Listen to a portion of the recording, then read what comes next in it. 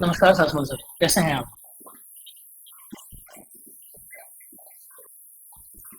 Hello. नमस्कार किसान मित्रों। अ, हेलो, सुनाई दे रहा है ना? आई एम जी, एडिबल। जी, जी, जी, जी, you are sir, you are. तो वही सर, अभी मैंने जो है सर कुछ बातें की ना ये इनको फीड आप और आवाज आ रही है ना? जी, जी सर, आवाज़ आ रही है, आवाज़ आ रही है, आ बताइए। रही है, आवाज आ रही है, आप बोलिए। Okay, thank you. Thank you aggregator team जो हमको इनवाइट किया। और मैं सुन रहा था जो सीड के बारे में, क्योंकि पिछला जो सेशन था उसमें भी मैं करीब करीब आधा घंटे के ऊपर ही ऊपर तक मैं था, मतलब इसमें आपका जो डिस्कशन चल रहे थे। जी, जी, तो सीट के बारे में तो बहुत ज्यादा सेंसिटिव इशू है, क्योंकि आप कोई भी कल्चर करे, चाहे वो बायोफ्लॉक करे, चाहे वो आप पॉन्ड कल्चर करे, चाहे आरएस करे, चाहे केज कल्चर करे, पेन कल्चर करे, इसमें one of the key factor है आपका फिश सीड। हुँ, तो सीड के ऊपर पिछले क्लास में भी बहुत अच्छी मतलब डिस्कशन हो रही थी।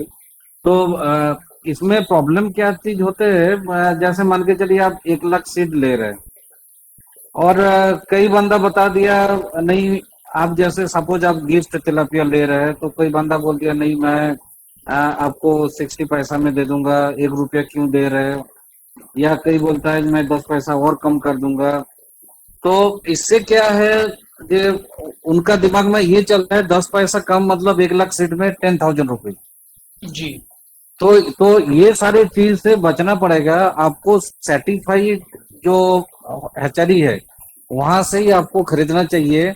बिल्कुल, और बिल्कुल। जहां पर आप खरीद रहे हो उनको उल्टा आप ये बता सकते हो कि आप मेरे को सर्टिफाइड दीजिए, जैसे मोनोसेक्स मैं तिलापिया ले रहा हूँ, या ये ऑथेंटिक सीड है, या ये मतलब आपको अगर कोई डाउट है तो वो उनका लेटर पैड में लिखित में आपको देगा। ये कल के डेट में अगर मोनोसेक्स तिलापिया लिए और 2 महीने बाद पता चला वो ब्रीडिंग करना 100 ग्राम 100 ग्राम होने के बाद वो ब्रीडिंग करना चालू हो गया, हुँ, मतलब वो हुँ, 100% मोनोसेक्स नहीं है।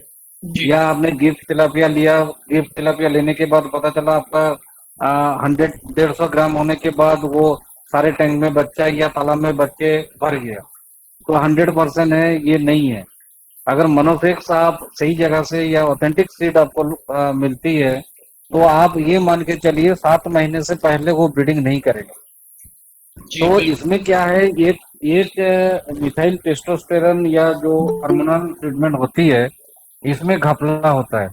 वो 100% जहाँ पर 26 डेज 25 डेज 1 महीना को उसको हार्मोनल ट्रीटमेंट करना पड़ता है, वहाँ वो पता चला 6 7 दिन 8 दिन 10 दिन करके वो छोड़ दिए। हुँ, तो हुँ, उसका असर जैसे ही खत्म होता है वो ब्रीडिंग चालू करते हैं। तो उसी टाइम आपका ग्रोथ ग्रोथ भी रुक जाएगा। और जहां पर तालाब में आपको अगर ब्रीडिंग हो गया, मतलब ये समझो बहुत मात्रा में आपका बच्चा आ गया, तो ना उनको प्रॉपरली फीड मिलेगा ना उनको ग्रोथ मिलेगा। तो ये सारी चीज छोटी छोटी जानकारी है, लेकिन इससे बचे। और जैसे एग्रीगेटर जो टीम है, ये आपको सच्चाई बताएगा कि हाँ ये बंदा फ्रॉड है, या क्योंकि इसमें भी कई सारे बीच में एजेंट लोग भी रहते हैं, जिनको आपको मान के चलिए सिंपल सा बात है, उनको कलकत्ता से सीड लाना है। अगर 50,000 लाना चाहिए कंफर्टेबल, पता चला उनको 3 4 ग्राहक एक साथ मिला के वो जहां पर 50,000 लाना चाहिए था मागुर सिंगी सिंगी, वहां पता चला वो 2 लाख लेके आ गया। तो नॉर्मली उसमें क्या हो जाएगा, एक दूसरे के बच्चे में कांटा लग जाएगा, जो कांटा बोलता है, सो दैट जो सिंगिंग फिश का। तो इसमें क्या होगा, आपको शुरू में तो समझ में नहीं आएगा, एक हफ्ते के बाद आपका विद इन 1 वीक 8 10 दिन में इतना ज्यादा मोर्टेलिटी हो जाएगी, क्योंकि वो हेवी डेंसिटी में बच्चे को लेके आए। तो उसके चलते क्या है, उसका बॉडी में वो कांटा बिध गया, तो तुरंत आपको समझ में नहीं आएगा, 3 4 दिन के बाद वो मोर्टेलिटी हेवी मोर्टेलिटी होगी। पता चला आपको 1 हफ्ता 10 दिन में सारा टैंक आपको खाली हो गया। तो ये सारी चीज है, इससे थोड़ा सा बचना पड़ता है। तो जहाँ तक आज का टॉपिक है आपका बायोफ्लॉक के ऊपर है, तो जी, फार्मर जी, जी। जो किसान लोग हैं, आप क्वेश्चन वगैरह बताते जाइए, तो आप उसी हिसाब लोग से जो फिर अभी जितना। जो वेरीफाइड सेलर की मैं बात कर रहा था, तो उसमें जो है किसान भाई परेशान ना हो, बस थोड़ा-सा समय हमें और दें। एग्रीगेटर्स हम बहुत तेज़ी से इस पे काम कर रहा है। हम बहुत ही जल्द एप्लीकेशन अपना प्ले स्टोर पे ला देंगे, जहाँ पर आपके लिए वेरीफाइड सेलर्स जिनसे आप सीड को परचेज कर सकते हैं, वो सभी अवेलेबल होंगे वहाँ पर, तो आप डायरेक्टली उनसे कांटेक्ट कर पाएंगे, चेक कर पाएंगे। तो आप उसके लिए परेशान ना हो, हम पूरी तरह से अपनी अपनी कोशिश कर रहे हैं और बहुत तेजी से इसमें आगे बढ़ रहे हैं। तो ठीक है, हम लोग जो है अब टॉपिक की तरफ आगे बढ़ते हैं। सर, जो बायोफ्लॉक का जो हमारा आज का टॉपिक है, तो हम बायोफ्लॉक की बेसिक चीज़ों पे कवर कर चुके हैं। आज जो हम बायोफ्लॉक में बात करने वाले हैं कि बायोफ्लॉक में जो शुरुआती समस्याएं आती हैं, सबसे पहली समस्या तो सेटअप को लेकर आती है कि किसान भाइयों के दिमाग में बहुत ज़्यादा प्रश्न होता है कि जगह को लेकर, कि जगह में कितना टैंक हम लगाएं तो हम प्रॉफिट कमा पाएंगे या नहीं, प्रॉफिट बना पाएंगे या नहीं। क्योंकि एक मिथ ऐसा है मार्केट में कि आप 8 टैंक, 9 टैंक, 10 टैंक लगाएंगे तभी प्रॉफिट समझ में आएगा, नहीं तो नहीं समझ में आएगा। आप इस मिथ के बारे में क्या कहना चाहेंगे? हाँ, ये बहुत ही इम्पोर्टेंट क्वेश्चन है, क्योंकि नॉर्मली क्या होती थी, जैसे आपका फ्रेश वाटर में मैं अभी आज भी बता रहा हूँ, बायोफ्लॉक जो है ये 40 साल पुराना टेक्नोलॉजी है, कोई नया टेक्नोलॉजी नहीं है। लेकिन हाँ, फ्रेश वाटर में ये नया टेक्नोलॉजी है। जी। और दूसरी बात, शुरू में आपको मान के चलिए कल्चर को सीखना है, क्योंकि आपको ये मालूम नहीं है कि वाटर प्रिपरेशन कैसे करनी है और किस टाइप का इसका मैनेजमेंट है। पीएच कम ज्यादा हो गया तो उसको हैंडल कैसे करना है, NO2 लेवल बढ़ गया तो क्या करना है, NO3 लेवल बढ़ गया तो, मतलब ये सारे जो पैरामीटर्स है। और ये सुपर इंटेंसिव एक्वाकल्चर है, stocking density is very high, तो इसको हाउ टू हैंडल, अगर कल्चर आपको सीखना है, फर्स्ट आपको अगर कल्चर सीखना है, अगर 10,000 लीटर में भी आप 2-3 टैंक बना के आप कल्चर सीख सकते हो। इसके लिए बेस है आपका तिलापिया और जो वियतनाम कोई है, ये दो जो हार्डी स्पीसीज है, ये स्पीसीज लेके आप शुरुआत में इसमें आपको कमर्शियल पॉइंट ऑफ व्यू में उतना फायदा नजर नहीं आएगी। लेकिन क्या है, आपको ये टेक्नोलॉजी को सीखना है। आपको बार बार मैं ये चीज बताता हूँ कि अभी कोई बीटेक किया हुआ बंदा है या हिस्ट्री में एमए है, या कोई बंदा अगर जॉब कर रहा है, उनका ये मोटो है चलो साइड बिजनेस हम करते हैं, तो ये इस लाइन में वो एक्सपर्ट नहीं है जी। तो नॉर्मली आपको क्या करना पड़ेगा, पहले आपको ये जो टेक्नोलॉजी है, ये कल्चर है, क्योंकि ये सुपर इंटेंसिव एक्वाकल्चर है। आप सिंपल सा एक मैटर है, तालाब में अगर मान के चलिए हम एक दिन अगर आज एक टाइम दाना देना भूल गया हूँ, या ऐसा परिस्थिति आ गया, सर्कमस्टेंसेस आ गया जो आप दाना देना भूल गया, तो उतना कुछ नहीं हो पाएगा, मतलब उतना ज्यादा प्रॉब्लमेटिक नहीं है, उतना प्रॉब्लम नहीं है, तो आपने अगला दिन आके फिर अपना चालू हो गया।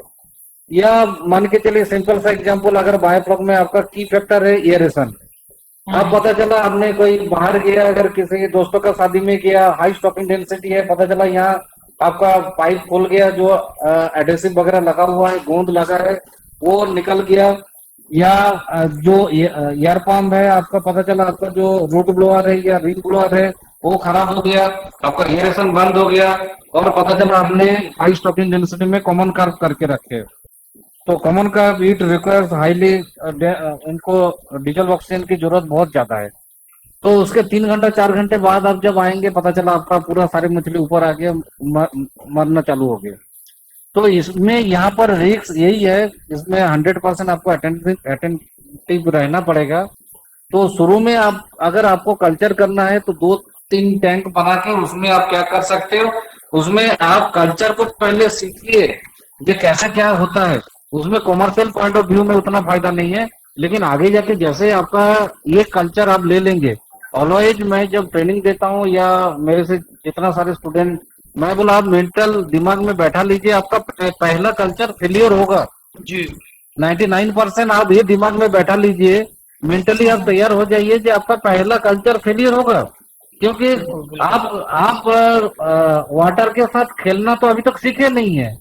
तो पहला कल्चर में आपको 2-3 टैंक बना के आपको जो कल्चर है, उसका जो गुर है, उसका जो कैसे करना है, वाटर प्रिपरेशन कैसे करते, फ्लॉग कैसे बनते, फ्लॉग दिखता कैसा है वो भी आपको मालूम नहीं, you don't know real flog दिखते क्या है। मैं अभी फार्म में ही हूँ, आपको दिखाऊंगा मैं फ्लॉग कैसे दिखने में है। अगर टाइम मिलेगा तो मैं सैंपलिंग करके भी दिखाऊंगा, एक टैंक आपको मोनोसेक्स तिलापिया है, अगर टाइम मिलेगा तो मैं ये लाइव दिखाऊंगा आज आपको, जो आपको सैंपलिंग करना, सैंपलिंग किसको बोलता है, जो है एक बार पर्सनली भी भेज दीजिएगा एग्रीगेटर संघ को, तो हम लोग जो है कि सभी किसान भाई के साथ शेयर भी कर देंगे इस चीज को। जी हाँ, जी हाँ, जी हाँ। तो आपको शुरू में सीखना है, 2-3 टैंक में कीजिए।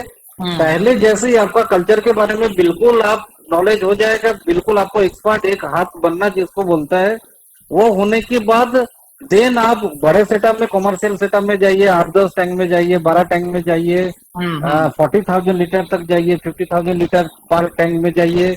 उसके बाद हम्म आप पहले जो हमने बताया आपको, ये तेलापिया, वियतनाम कोई बात, इसके बाद सेकंड स्टेप में जो हाई वैल्यूड फिश स्पीसीज है, जी जैसे आपका देसी मागुर हो गया, सिंगी हो गया, पावदा हो गया, ये हम्म सारे जितना हाई वैल्यूड है आपका 300 रुपया के ऊपर ही किलो है, इसके नीचे नहीं है। तो hmm. Then go for this kind of species, आप उसके बाद आप कंसिडर कर सकते हो। मतलब ओवरऑल बात यही निकल के आती है कि लालच के चक्कर में शुरुआती दौर में बड़ा सेटअप ना कीजिए आप। छोटे से छोटा सा एक सेटअप कीजिए, उसमें कल्चर को समझिए, पानी के बिहेवियर को समझिए, मछली के बिहेवियर को और समझिए। और विराट जी इंटरेस्टिंग चीज मैं बता रहा हूँ। शुरू जी शुरू में क्या हुआ, कई बंदा 5,000 लीटर का टैंक बना के अपना, ये चलो मेरे को कल्चर सीखना है, हम्म। या 8,000 लीटर है, अच्छा। या 10,000 लीटर है, 10,000 लीटर इट्स ओके।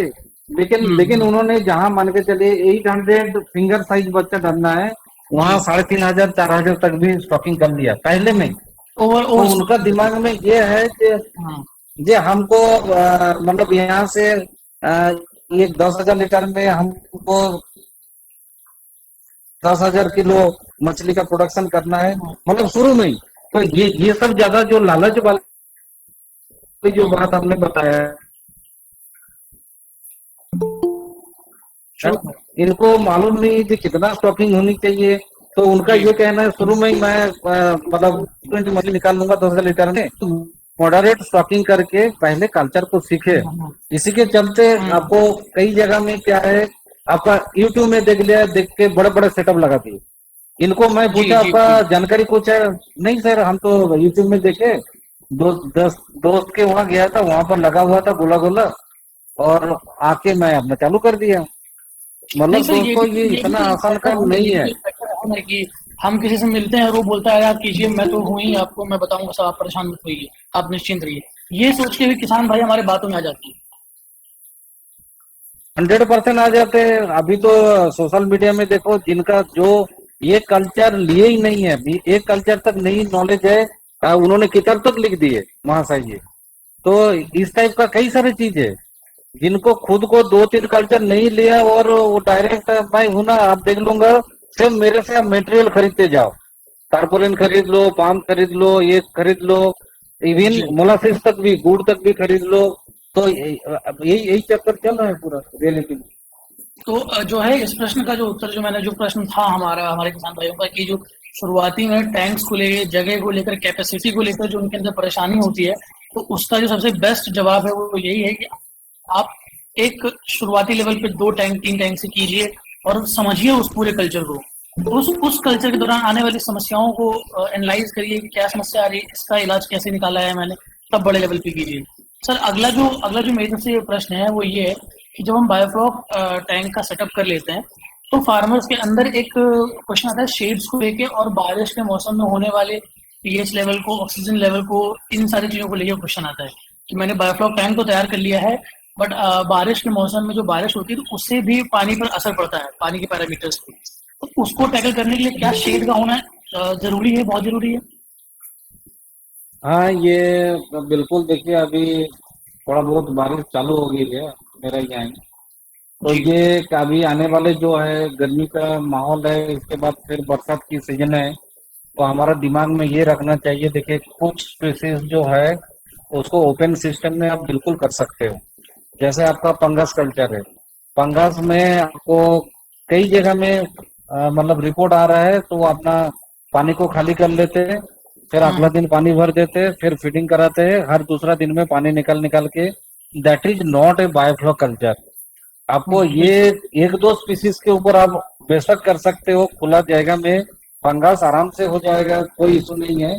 लेकिन आपको आइडियल अगर बायोफ्लॉक करना है, तो आपको शेड जो है ये 100% होना चाहिए। और साइड में जो है जहां पर हवा चलती है, वो पोर्शन आपको कुछ नहीं करना है, उसको खाली रखिए, हवा पास होने दीजिए, साइड वाला खर्चा आपको बच जाएगा। से प्रॉपर एक शेड आपको ऊपर में होना चाहिए, सो दैट बरसात का पानी आपका टैंक में ना आए। क्योंकि बरसात का टैंक पानी जैसे ही आती है आपको, आप 100% दिमाग में बैठा लीजिए, क्योंकि कई बार रात भर पूरा पूरा नाइट में पानी गिरती है, जी पूरा जी जी रात भर बारिश होती है, तो उसका पानी जैसे आपका टैंक में एक्सेस पानी निकल जाएगा। एक्सेस पानी जैसे निकलेगा, एक्सेस पानी के साथ आपका फ्लॉक भी निकल जाएगा। और दूसरा चीज दोस्तों, क्योंकि ये क्लोज सिस्टम, ये एक हमने ऐसा क्लोज टोटली कंट्रोल सिस्टम है, जहां आपको यू नो इनका पीएच कितना है, NO2 लेवल कितना है, NO3 लेवल क्या है। जैसे जी ही बारिश का पानी ऊपर से पानी आती है, आपका पूरा सारा फिजिको केमिकल पैरामीटर जितना सारा है, ये सब सारे विल चीज बी चेंज। पूरा पूरा पीएच आपका डाउन हो जाएगा। बरसात का पानी में आप अलग से पानी कलेक्ट करके देखिए, उसका पीएच ऑलवेज डाउन रहता है, मतलब हम्म कम रहते हैं, हम्म एसिडिक इन नेचर। तो हम्म, जैसे ही वो पानी आपका टैंक में जाएगा, तो आपका पीएच ड्रास्टिकली चेंज होगा। बिल्कुल उसके बाद फिर फ्लॉग वगैरह सारे निकल जाएगा। जी तो उसके बाद आपका मान के चलिए रात में पानी भी रुक गया, फिर अगला दिन आपको एफसीओ चार्ज करना पड़ेगा। तो इसमें हम्म प्रॉब्लमेटिक तो है, क्योंकि कई भी चीज नॉर्मली, जैसे अभी टेम्परेचर 40 डिग्री 42 डिग्री है, जी आपका फ्रिज से आपने कोल्ड ड्रिंक्स निकाले, कोल्ड ड्रिंक्स हम्म, का जो सुपर चिल्ड वो बिलो 4 डिग्री टेम्परेचर है। जी आपका ह्यूमन का बॉडी का टेम्परेचर 98 पॉइंट समथिंग है नॉर्मल जो है। आपने हम्म, घटाघट पूरा कोल्ड ड्रिंक्स को पी लिया, तो आपका अंदर का जो सिस्टम है, ये सिस्टम टोटली डिसबैलेंस हो जाएगा। तब जी जी जाके सर्दी जुकाम बुखार ये सारी चीज आती है। तो सेम चीज वहां भी है। हर चीज का एक इको सिस्टम होता है। तालाब में भी मछली रहते हैं, तालाब में भी एक इको सिस्टम है। आपका हम्म बायोफ्लॉक जो है, बायोफ्लॉक सिस्टम में भी इको सिस्टम है। तो जैसे ही ड्रास्टिकली कोई भी चीज बाहर से आप ऐड करेंगे, या सडनली कोई भी चीज ऐड करेंगे, तो आपका इको सिस्टम जो वो बिगड़ेगा, 100% बिगड़ेगा। तो इसीलिए प्लीज आप अवॉइड करें। और अगर ज्यादा आपको प्रोफाइल सीट लगाने की जरूरत नहीं, बहुत हेवी कॉस्टली है। आज हाँ सर, आप हाँ सिंपल कॉस्ट को जिसमें कॉस्ट को आप लेकर तो मुझे कंफर्टेबल बहुत है। पता है कि जो शेड की कॉस्टिंग वगैरह है और शेड का जो सिलेक्शन है वो किस तरह का होना चाहिए। नॉर्मल नॉर्मल इसमें विराज जी, आपको कोई इस टाइप का कोई बात नहीं है कि हमको प्रोफाइल सेट लगाना है हम्म, या हमको लेकिन हाँ, एक चीज है, आप बीच बीच में कुछ ट्रांसपेरेंट सीट लगा दीजिएगा। अच्छा तो सो दैट क्या है, जब ठंड का मौसम है, बहुत ज्यादा अगर टेम्परेचर फॉल होती है, या हम्म हल्का हल्का अगर धूप अगर आते हैं आपका टैंक के ऊपर, तो ये अच्छा ही है, बुरा नहीं है। अच्छा तो आपको अगर मैं फोटो खींच के भेज दूंगा मैं, जी जैसे मैं ऑल्टरनेट करके आपका पहले एडवेस्टर सीट दिया, उसके बाद फिर ट्रांसपेरेंट आया, या दो एडवेस्टर सीट दीजिए, उसके बाद एक ट्रांसपेरेंट दीजिए, जी फिर दो दीजिए, ऐसे करके आपका उजाला का उजाला भी रहेगा, धूप भी मिलती रहेगी। जी 100% तो डायरेक्ट धूप नहीं आएगा, लेकिन जो हम्म, मिनिमम धूप आते हैं वो बहुत बढ़िया है, कोई इशू नहीं है, वो अच्छा है मछलियों के लिए। ये तो तो ऐसे करके ट्रांसपेरेंट आपका होना, शेड शेड इसमें ऊपर में शेड ट्रांसपेरेंट होना होना जरूरी सच है। में बहुत इंपॉर्टेंट है। हाँ जी हाँ। जी जी जी। तो अभी जो सर जो हमारा नेक्स्ट जो क्वेश्चन है उसके लिए ये, हाँ मैं एक बात कहना चाहूंगा कि जो भी सर से हमें रिसोर्सेज कलेक्ट होंगे, जैसे कि छोटे छोटे वीडियोस और फोटोज वगैरह, वो एग्रीगेटर संघ जो है सभी ग्रुप्स पे शेयर कर देगा, ताकि आपको सारी जानकारी मिल सके। तो उसमें सर से लेके सारे सारे फार्मर्स तक पहुंचा दूंगा उस चीज़ को, तो उसके लिए कोई भी फार्मर भाई चिंतित ना हो। तो नेक्स्ट चीज़ तो ये है हमारी तरफ से कि जब हम बायोफ्लॉक का एक टैंक तैयार कर लेते हैं और पानी भर देते हैं उसमें, तो कितने दिन का वेट करना चाहिए, और फ्लॉक जनरेशन का जो टाइम है, तो उसमें किसान भाई बहुत कंफ्यूज रहते हैं, जिसमें वो जगह जगह कॉल्स भी करते हैं और इस सारी जानकारी लेने की कोशिश करते हैं। तो मैं चाहूंगा कि एक बार जो है आप किसान भाइयों को थोड़ा सा फ्लॉक वाला जो क्वेश्चन है उस पर थोड़ा सा अच्छे से एक्सप्लेन कर दीजिए, ताकि हमारे किसान भाइयों को परेशान ना होना पड़े इस चीज में, कि फ्लॉक बहुत इंपॉर्टेंट चीज है, फ्लॉक बायोफ्लॉक। बहुत ही इम्पोर्टेंट क्वेश्चन है। मैं कई सारे सोशल मीडिया चैनल के साथ जुड़ा हुआ हूँ। ऐसा भी जैसे बांग्लादेश में भी है, कई सारे फार्मर्स है, उनका डायरेक्ट एक क्वेश्चन है, भाई हमने प्रोबायोटिक डाल दिया, मोलासिस की 2 3 3 दिन डाल दिए, फ्लॉक अभी दिखाई नहीं दे रहे। हम्म। तो दोस्तों आपको एक चीज बता दूं, जब आप मछली डाला ही नहीं है, उसमें कोई वेस्ट मटेरियल नहीं आए, कोई नाइट्रोजनस मटेरियल नहीं है, फ्लॉक जी। कहाँ से बनेगा? सही तो सही। ये पहले आपको वाटर वाटर प्रिपरेशन करना है। वाटर प्रिपरेशन करके, क्योंकि हमको जो प्रोबायोटिक मिलता है वो प्रोबायोटिक एक दो दो तरह का है। एक है आपका लिक्विड प्रोबायोटिक है होती है, और एक है आपका डस्ट फॉर्म है। तो जैसे ही आपका डास्ट फॉर्म का जो प्रोबायोटिक है, वो प्रोबायोटिक को आपको एक्टिव करना पड़ता है। ऐसा नहीं कि डायरेक्ट लाके हमने डाल दिए। प्रोबायोटिक को आप एक्टिव कीजिए। एक्टिव करने के बाद 12 घंटा 24 घंटा वो प्रोबायोटिक के ऊपर है, आप कौन सा प्रोबायोटिक यूज कर रहे हैं उसके ऊपर है। जैसे प्रोइनिक जो प्रोबायोटिक है वो 12 घंटा में आपको रेडी हो जाती है। तो आप जो भी है मार्केट में जो अच्छी क्वालिटी है आपके ऊपर है, यू आर फ्री है 100%। तो हम्म। एक अच्छी क्वालिटी का प्रोबायोटिक लीजिए, प्रोबायोटिक लेके उसको एक्टिव कीजिए। जी। एक्टिव करने की 12 से 14 घंटे के बाद, या वो इट में बी 24 आवर्स, हम्म। कई कई प्रोबायोटिक 24 आवर्स भी लगता है, 2 दिन भी लगता है। जी। तो उसको एक्टिव करके फिर मेन बायोफ्लॉक टैंक में डालिए। हम्म। मेन बायोफ्लॉक में टैंक डालने के बाद, क्योंकि ये मान के चलिए हमने 10 beneficial bacteria, suppose 10 beneficial bacteria को मैं टैंक में डाल दिया हूँ। जी। अगर 10 बेनिफिशियल बैक्टीरिया डाल दिया तो 10 में आपका काम नहीं बनेगा। जी। आपको झुंड, फ्लॉक फ्लॉक बायोफ्लॉक, आपको झुंड बनाना है। तो झुंड बनाने के लिए आपको क्या करना पड़ेगा उनसे, क्योंकि आपका बैक्टीरिया जो है उसका मल्टीप्लिकेशन जो है बहुत फास्ट है। तो जी। आप टाइम टू टाइम उसको क्या है मोलासिस देते जाइए, जो कार्बन सोर्स है। जैसे ही कार्बन सोर्स उसमें देते जाएंगे, जो बैक्टीरिया हमने एक्टिव करके डाला है वो भी फर्स्ट मल्टीप्लिकेशन होगा। अब वो फास्ट मल्टीप्लिकेशन होके उसका तादाद बढ़ते जाएगा। तो आपको 1 डे 2 डे 3 4 5 6 7, जी। कम से कम 1 हफ्ता उसको फोर्स देते जाइए, कार्बन फोर्स। जी। उसका 8 या 9th डे में आप सीड स्टॉकिंग कीजिए। जी। तो 8 9 डे में सीड स्टॉकिंग करने के बाद आपका सीड पहुंच गया टैंक में। देन वहां से आपका क्या है, वहां से आपको मछली पोटी वगैरह करती है, 100% है, मौल मूत्र त्याग करते हैं। तो वहां फिर आप बाहर से फीड देते हो वो, तो 100% इसमें आपको जो पॉटी वगैरह है ये सारी चीज आ जाएगा।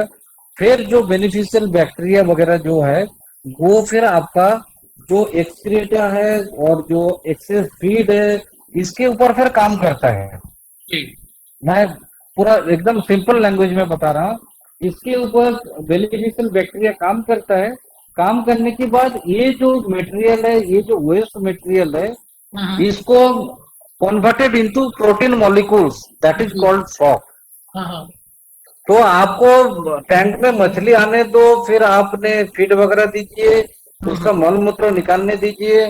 फिर जो ये सारे सो कॉल्ड जितना हमारा बेनिफिशियल बैक्टीरिया का झुंड है, जी। ये उसके ऊपर काम करेगा। काम हाँ। करने के बाद फिर आपको एटलीस्ट 10 से, आपका छोटा छोटा जैसे आपका हिमोफोन में देखेंगे, आपको जी। पता चल जाएगा। 24 घंटे बाद भी देखेंगे आपको, हम्म। क्योंकि कॉलोनीज वगैरह बहुत माइन्यूट माइन्यूट नजर में आएगा। अच्छा। उसका आपका 12 15 दिन, मतलब एटलीस्ट 10 दिन के बाद आप देखेंगे हम्म। मछली छोड़ने का 10 12 डेज के बाद एकदम clear you can visible the floc. Nice nice, बहुत बहुत बहुत अच्छी जानकारी। अच्छा सर, जो है ये जो हम डिसाइड करते हैं प्रोबायोटिक वगैरह यूज करने के लिए, तो इसमें हम किसान भाइयों को जानकारी तो मेजरली तो मिल जाती है सोशल मीडिया के थ्रू भी कि प्रोबायोटिक यूज करके आप फ्लॉक बना सकते हैं। लेकिन हमेशा जो एक क्वेश्चन किसान भाइयों को दिमाग में रहता है वो था मात्रा को लेकर। मात्रा का चुनाव कैसे करें, सही मात्रा कैसे, तो उसका कैलकुलेशन हम कैसे कर पाएंगे? देखिए, प्रोबायोटिक तो प्रोबायोटिक ये वेरी करता है, क्योंकि इसमें तो कोई भी प्रोबायोटिक लेंगे उसके लेवल में देखिए अच्छा। CFU रहता है, ठीक है। Colony forming unit. ठीक इसका एक वैल्यूएशन रहता है, जैसे 30 × 10⁹ है। मतलब 30 बिलियन 32 बिलियन। अच्छा। तो जिसका ज्यादा स्ट्रॉन्ग पावर होगा हाँ। उसमें क्या होगा, आपका क्वांटिटी कम लगेगा। जी। जैसे जैसे प्रो यूनिक आपका प्रोबायोटिक जो है ये मुश्किल से 200 ग्राम लगता है। जी। जी। जी। तो ये आपका प्रोबायोटिक के ऊपर आपका डिपेंडेंसी है। किस टाइप का, कई प्रोबायोटिक है बिल्कुल उसमें स्ट्रेंथ है ही नहीं, जैसे सोकॉल्ड आपको एक एग्जांपल दे रहा हूँ।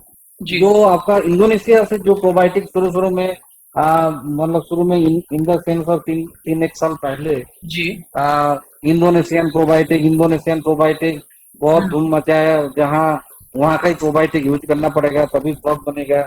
लेकिन उसमें स्ट्रेंथ बहुत कम है, ना कि बराबर है। क्योंकि इंडोनेशिया में जो बायोफ्लॉग में कल्चर होती है दैट इज कॉल्ड लेले, हाइब्रिड मागुर है, जो गवर्नमेंट ऑफ इंडिया में बैंड है, ब्रांड बैंड स्पीसीज है। जी तो इंटरेस्टिंग देखिए, हमारा कंट्री में ये बहुत मतलब इंटरेस्टिंग चीज ये है, आ, कई ट्रेनर है कई लाखों रुपया बर्बाद करके इंडोनेशिया गया बायोफ्लॉक सीखने, हाँ और वहां पर कौन सा स्पीसीज कल्चर हो रहा है, उसमें से आपका कल्चर हो रहा है लेले, दैट इज कॉल्ड हाइब्रिड मागोर, जी जो हमारा किसी काम का नहीं है। बिल्कुल बिल्कुल मतलब गवर्नमेंट ऑफ इंडिया ने पहले से ही उसको बैंड स्पीसीज करके रखे हैं। जी तो आपने क्या सीख के आए हो, जे आपका वही प्रोबायोटिक लेके आए जिस प्रोबायोटिक में आपका हाइब्रिड मागुर पालते हैं। दोस्तों आपको फॉर योर काइंड इन्फॉर्मेशन बता दो, आप हाइब्रिड मागुर ऐसे ही पालिए, आपको किसी प्रोबायोटिक की जरूरत नहीं। जी तो वहाँ जो पानी को ठीक करने के लिए जो प्रोबायोटिक यूज होती है, उसका जो कॉन्सेंट्रेशन है, उसमें जो CFU वैल्यू है, that is very very very low. आप वो प्रोबायोटिक लेके इंडियन स्पीसीज आप कल्चर नहीं कर पाएंगे, बहुत मुश्किल जाएगा। तो ये वाला वैल्यू देख के आपको डिसाइड करना है ये कितना मात्रा में लगेगा क्या है। और दोस्तों और एक चीज आपको बता दो, क्योंकि मार्केट में बहुत ज्यादा ये प्रोबायोटिक ले लो वो प्रोबायोटिक ले लो, आप एग्रीगेटर टीम से भी कंसल्ट कर ले।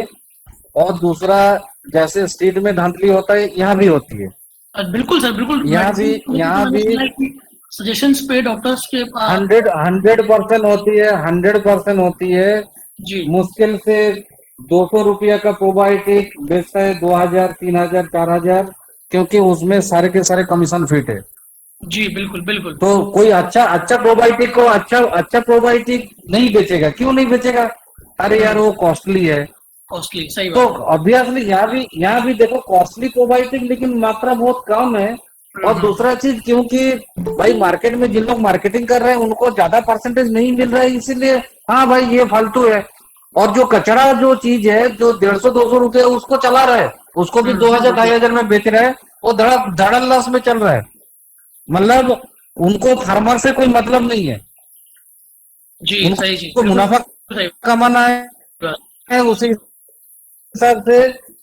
और दूसरा तो कई फार्मर्स आया, सर ये प्रोबायोटिक यूज कर रहा हूँ, मैं बोला कौन सा प्रोबायोटिक है? उसमें 100% दिख रहा है कि वो फीड प्रोबायोटिक है, वो बायोफ्लॉक का प्रोबायोटिक है ही नहीं, उसमें लिखा है नहीं सर फीड एग्रीगेट में भी प्रोबायोटिक। इस या तरह के बहुत सारे कोई गलत इन्फॉर्मेशन प्रोबायोटिक्स की ये इसमें विराज जी और एक इंटरेस्टिंग चीज है। आपका मतलब ये चैनल में आने के बाद कई सारे फार्मर्स ने, मैं बोला आप फोटो खींच के भेजो, फोटो भी खींचे बेचारा भेजे, तो उसमें क्लियर कट ऊपर में मेंशन है सॉइल वाटर प्रोबायोटिक। तो मैं बोला भाई आप लिखा पढ़ा आदमी हो, अच्छा मतलब वो पोस्ट ग्रेजुएट भी है, उनको पूछा भाई आपका एजुकेशन, बोले पोस्ट ग्रेजुएट। मैंने बहुत अच्छी बात है, कम से कम वार्ड तो पढ़ लेते, इसमें सॉइल वाटर प्रोबायोटिक है और आपने बायोफ्लॉक कल्चर कर रहे हैं जिसमें सॉइल है ही नहीं, आपका बायोफ्लॉक में सॉइल कहाँ है ही नहीं। तो भाई सॉइल वाटर प्रोबायोटिक ये तो 100% है आपका वाटर, मतलब जो तालाब में हम मछली पालन करते हैं। तो उसको हमको क्योंकि पैसा कमाना था, उनको बोले ये बढ़िया प्रोबायोटिक है, आप ले जाओ, आंख बूद के ले जाओ। आप उनको टैंक में थोड़ा सा भी फ्लॉग नहीं है, मतलब बोलता है फ्लॉग हम तो देखे ही नहीं है, पूरा सनलाइट में जो ग्रीन कलर का वाटर बन गया, जो ग्रीन वाटर कल्चर होती है नॉर्मली वही चीज है, उसमें कोई भी एक बिंदु भी फ्लॉग नहीं। तो दोस्तों मतलब यहाँ ये चीज देखना चाहिए कि भाई थोड़ा सा मैं कौन सा प्रोबायोटिक यूज करूँ, थोड़ा बहुत तो भाई किसी से कंसल्ट कर ले, या एग्रीगेटर टीम से हम संपर्क कर ले। अगर एग्रीगेटर को अगर समझ में नहीं आया, वो किसी एक्सपर्ट को पूछे जे भाई वाकई ये only for exclusively for biofloc या नॉट। सही बिल्कुल सही हेलो सर जी हेलो हाँ सर हाँ बोलिए तो ये सारे चीज है, इसको थोड़ा सा ध्यान देना पड़ेगा। जी बिल्कुल सर। नेक्स्ट अभी नेक्स्ट जो बताइए।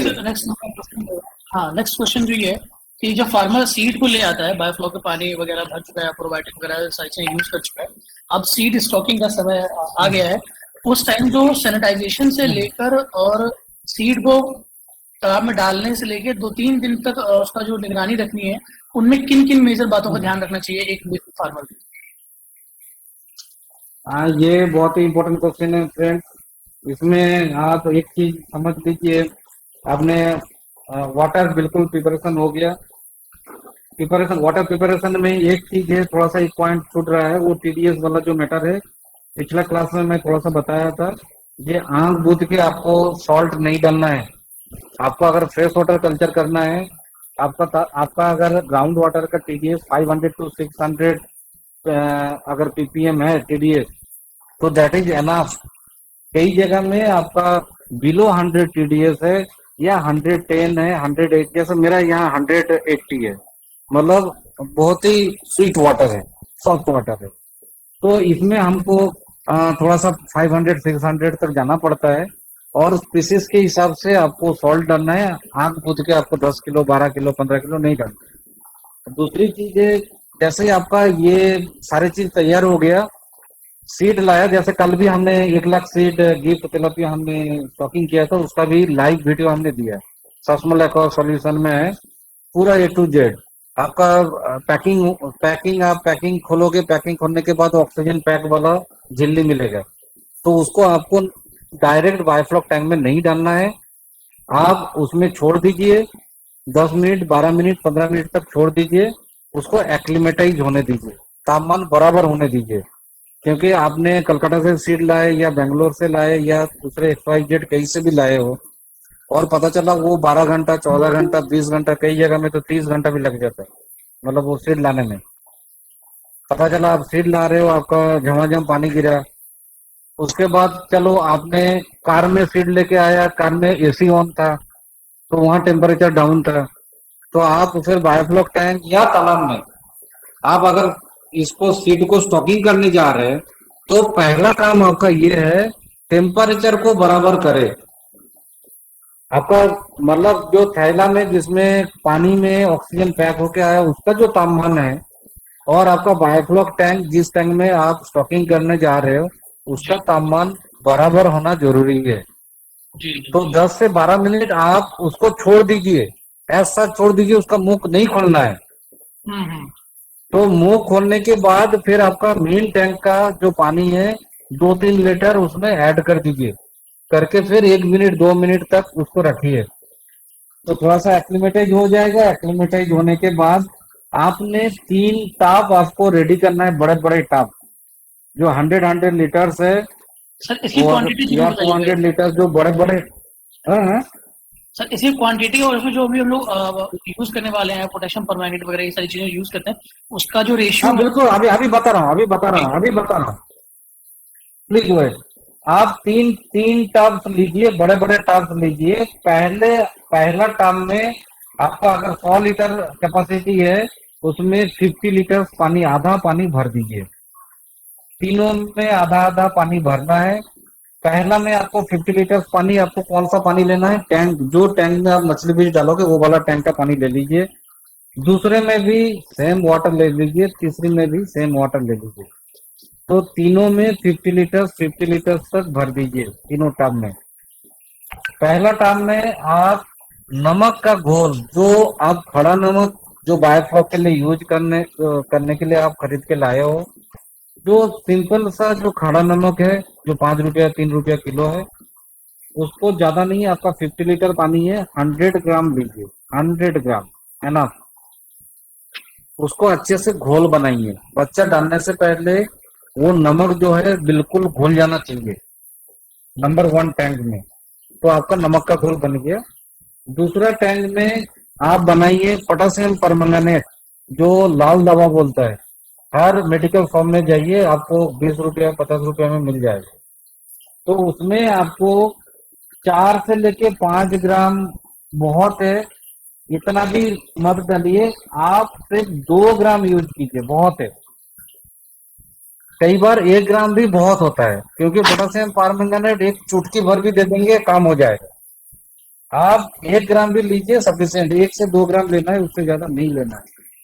नेक्स्ट जो थर्ड जो आपका टाप्स है, थर्ड जो टाप्स है उसमें टैंक का नॉर्मल पानी है, उसमें कुछ नहीं करना है, ऐसा रखना है। मैं और थोड़ा सा रिपीट कर देता हूँ, क्योंकि सैनिटाइजेशन प्रोसेस भी बहुत महत्वपूर्ण है। क्योंकि कई जगह से आप गिफ्ट तिलापिया 6000 लाइन 7000 लाइन बहुत छोटा छोटा बारीकी से 6000 लाइन आप फिर लाते हो, कई जगह में आप 100 लाइन भी लाते हो, 1000 लाइन भी लाते हो। तो सीड लाके आपको एक्लिमेटाइज कर देना है 10 से 12 मिनट। उसके बाद पहला टब में आपको 150 लीटर पानी में 100 ग्राम सॉल्ट लेना है, उसको अच्छे से घोल लेना है। सेकेंड टब में आपको 1 ग्राम पोटेशियम परमैंगनेट लाल दवा उसको घोल देना है। और थर्ड में आपको नॉर्मल पानी जो टैंक वाला पानी वही रहेगा।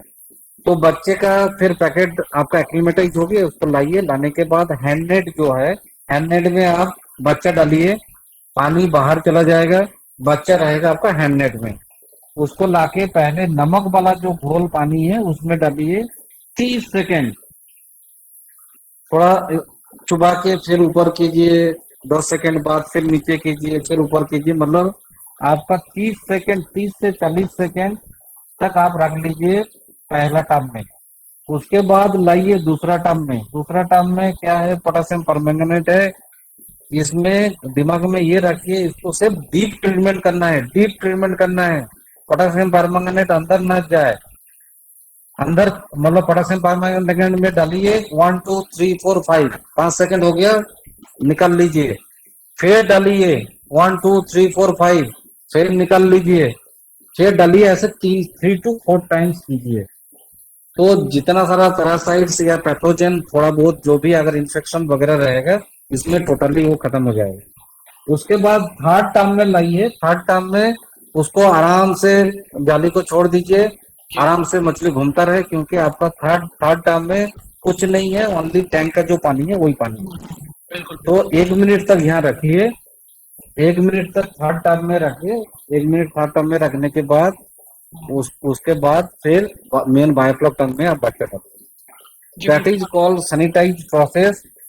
आपको कई जगह में हल्दी लाओ तो मिर्ची लाओ तो ये लाओ वो लाओ, कई सारे चीज आपको मिल जाएगा।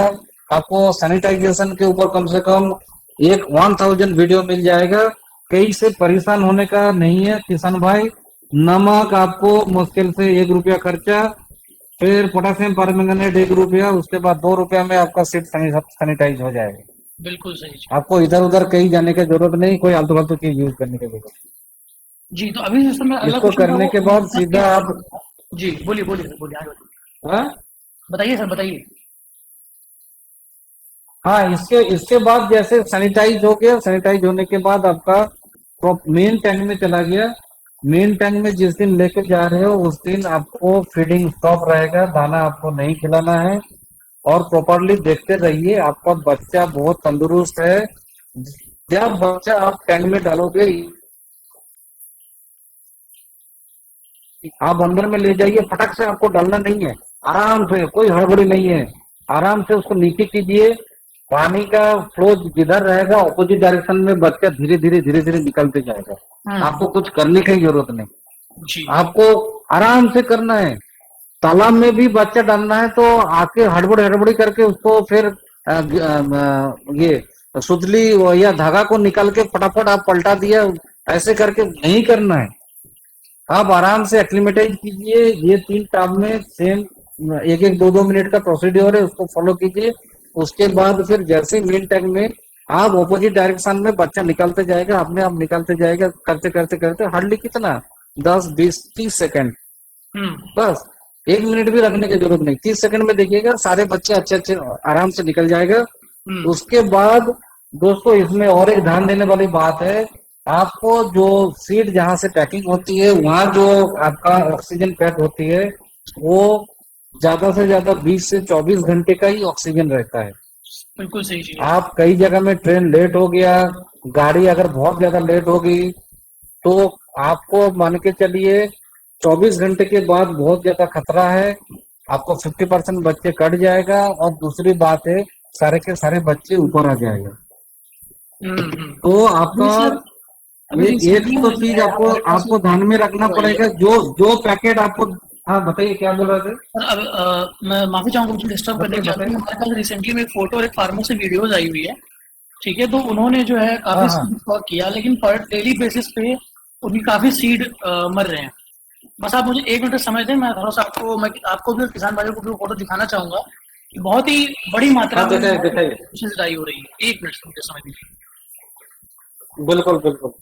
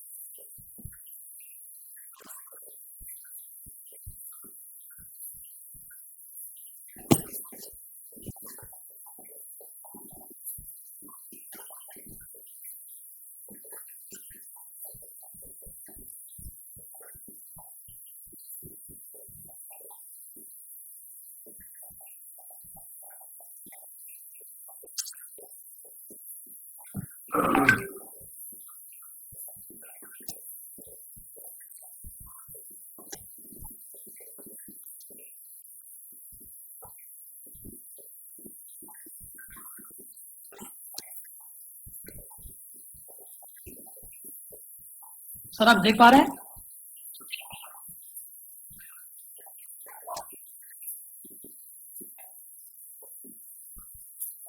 हेलो, वीडियो तो नहीं है, कहीं थोड़ा टाइम लगता है कहीं। अच्छा, आपका स्क्रीन शेयर कीजिए तभी तो आएगा। सर स्क्रीन ही शेयर कर रहा हूँ, मैं आपको स्क्रीन शेयर कर रहा हूँ।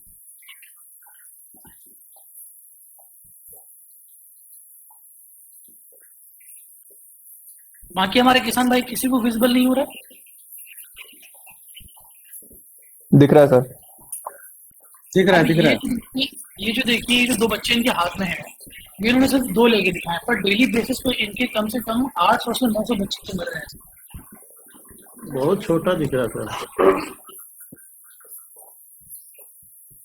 हाँ, अब सही दिख रहा है। सासमल सर आप देख पा रहे हैं? हाँ देख रहा हूँ यस।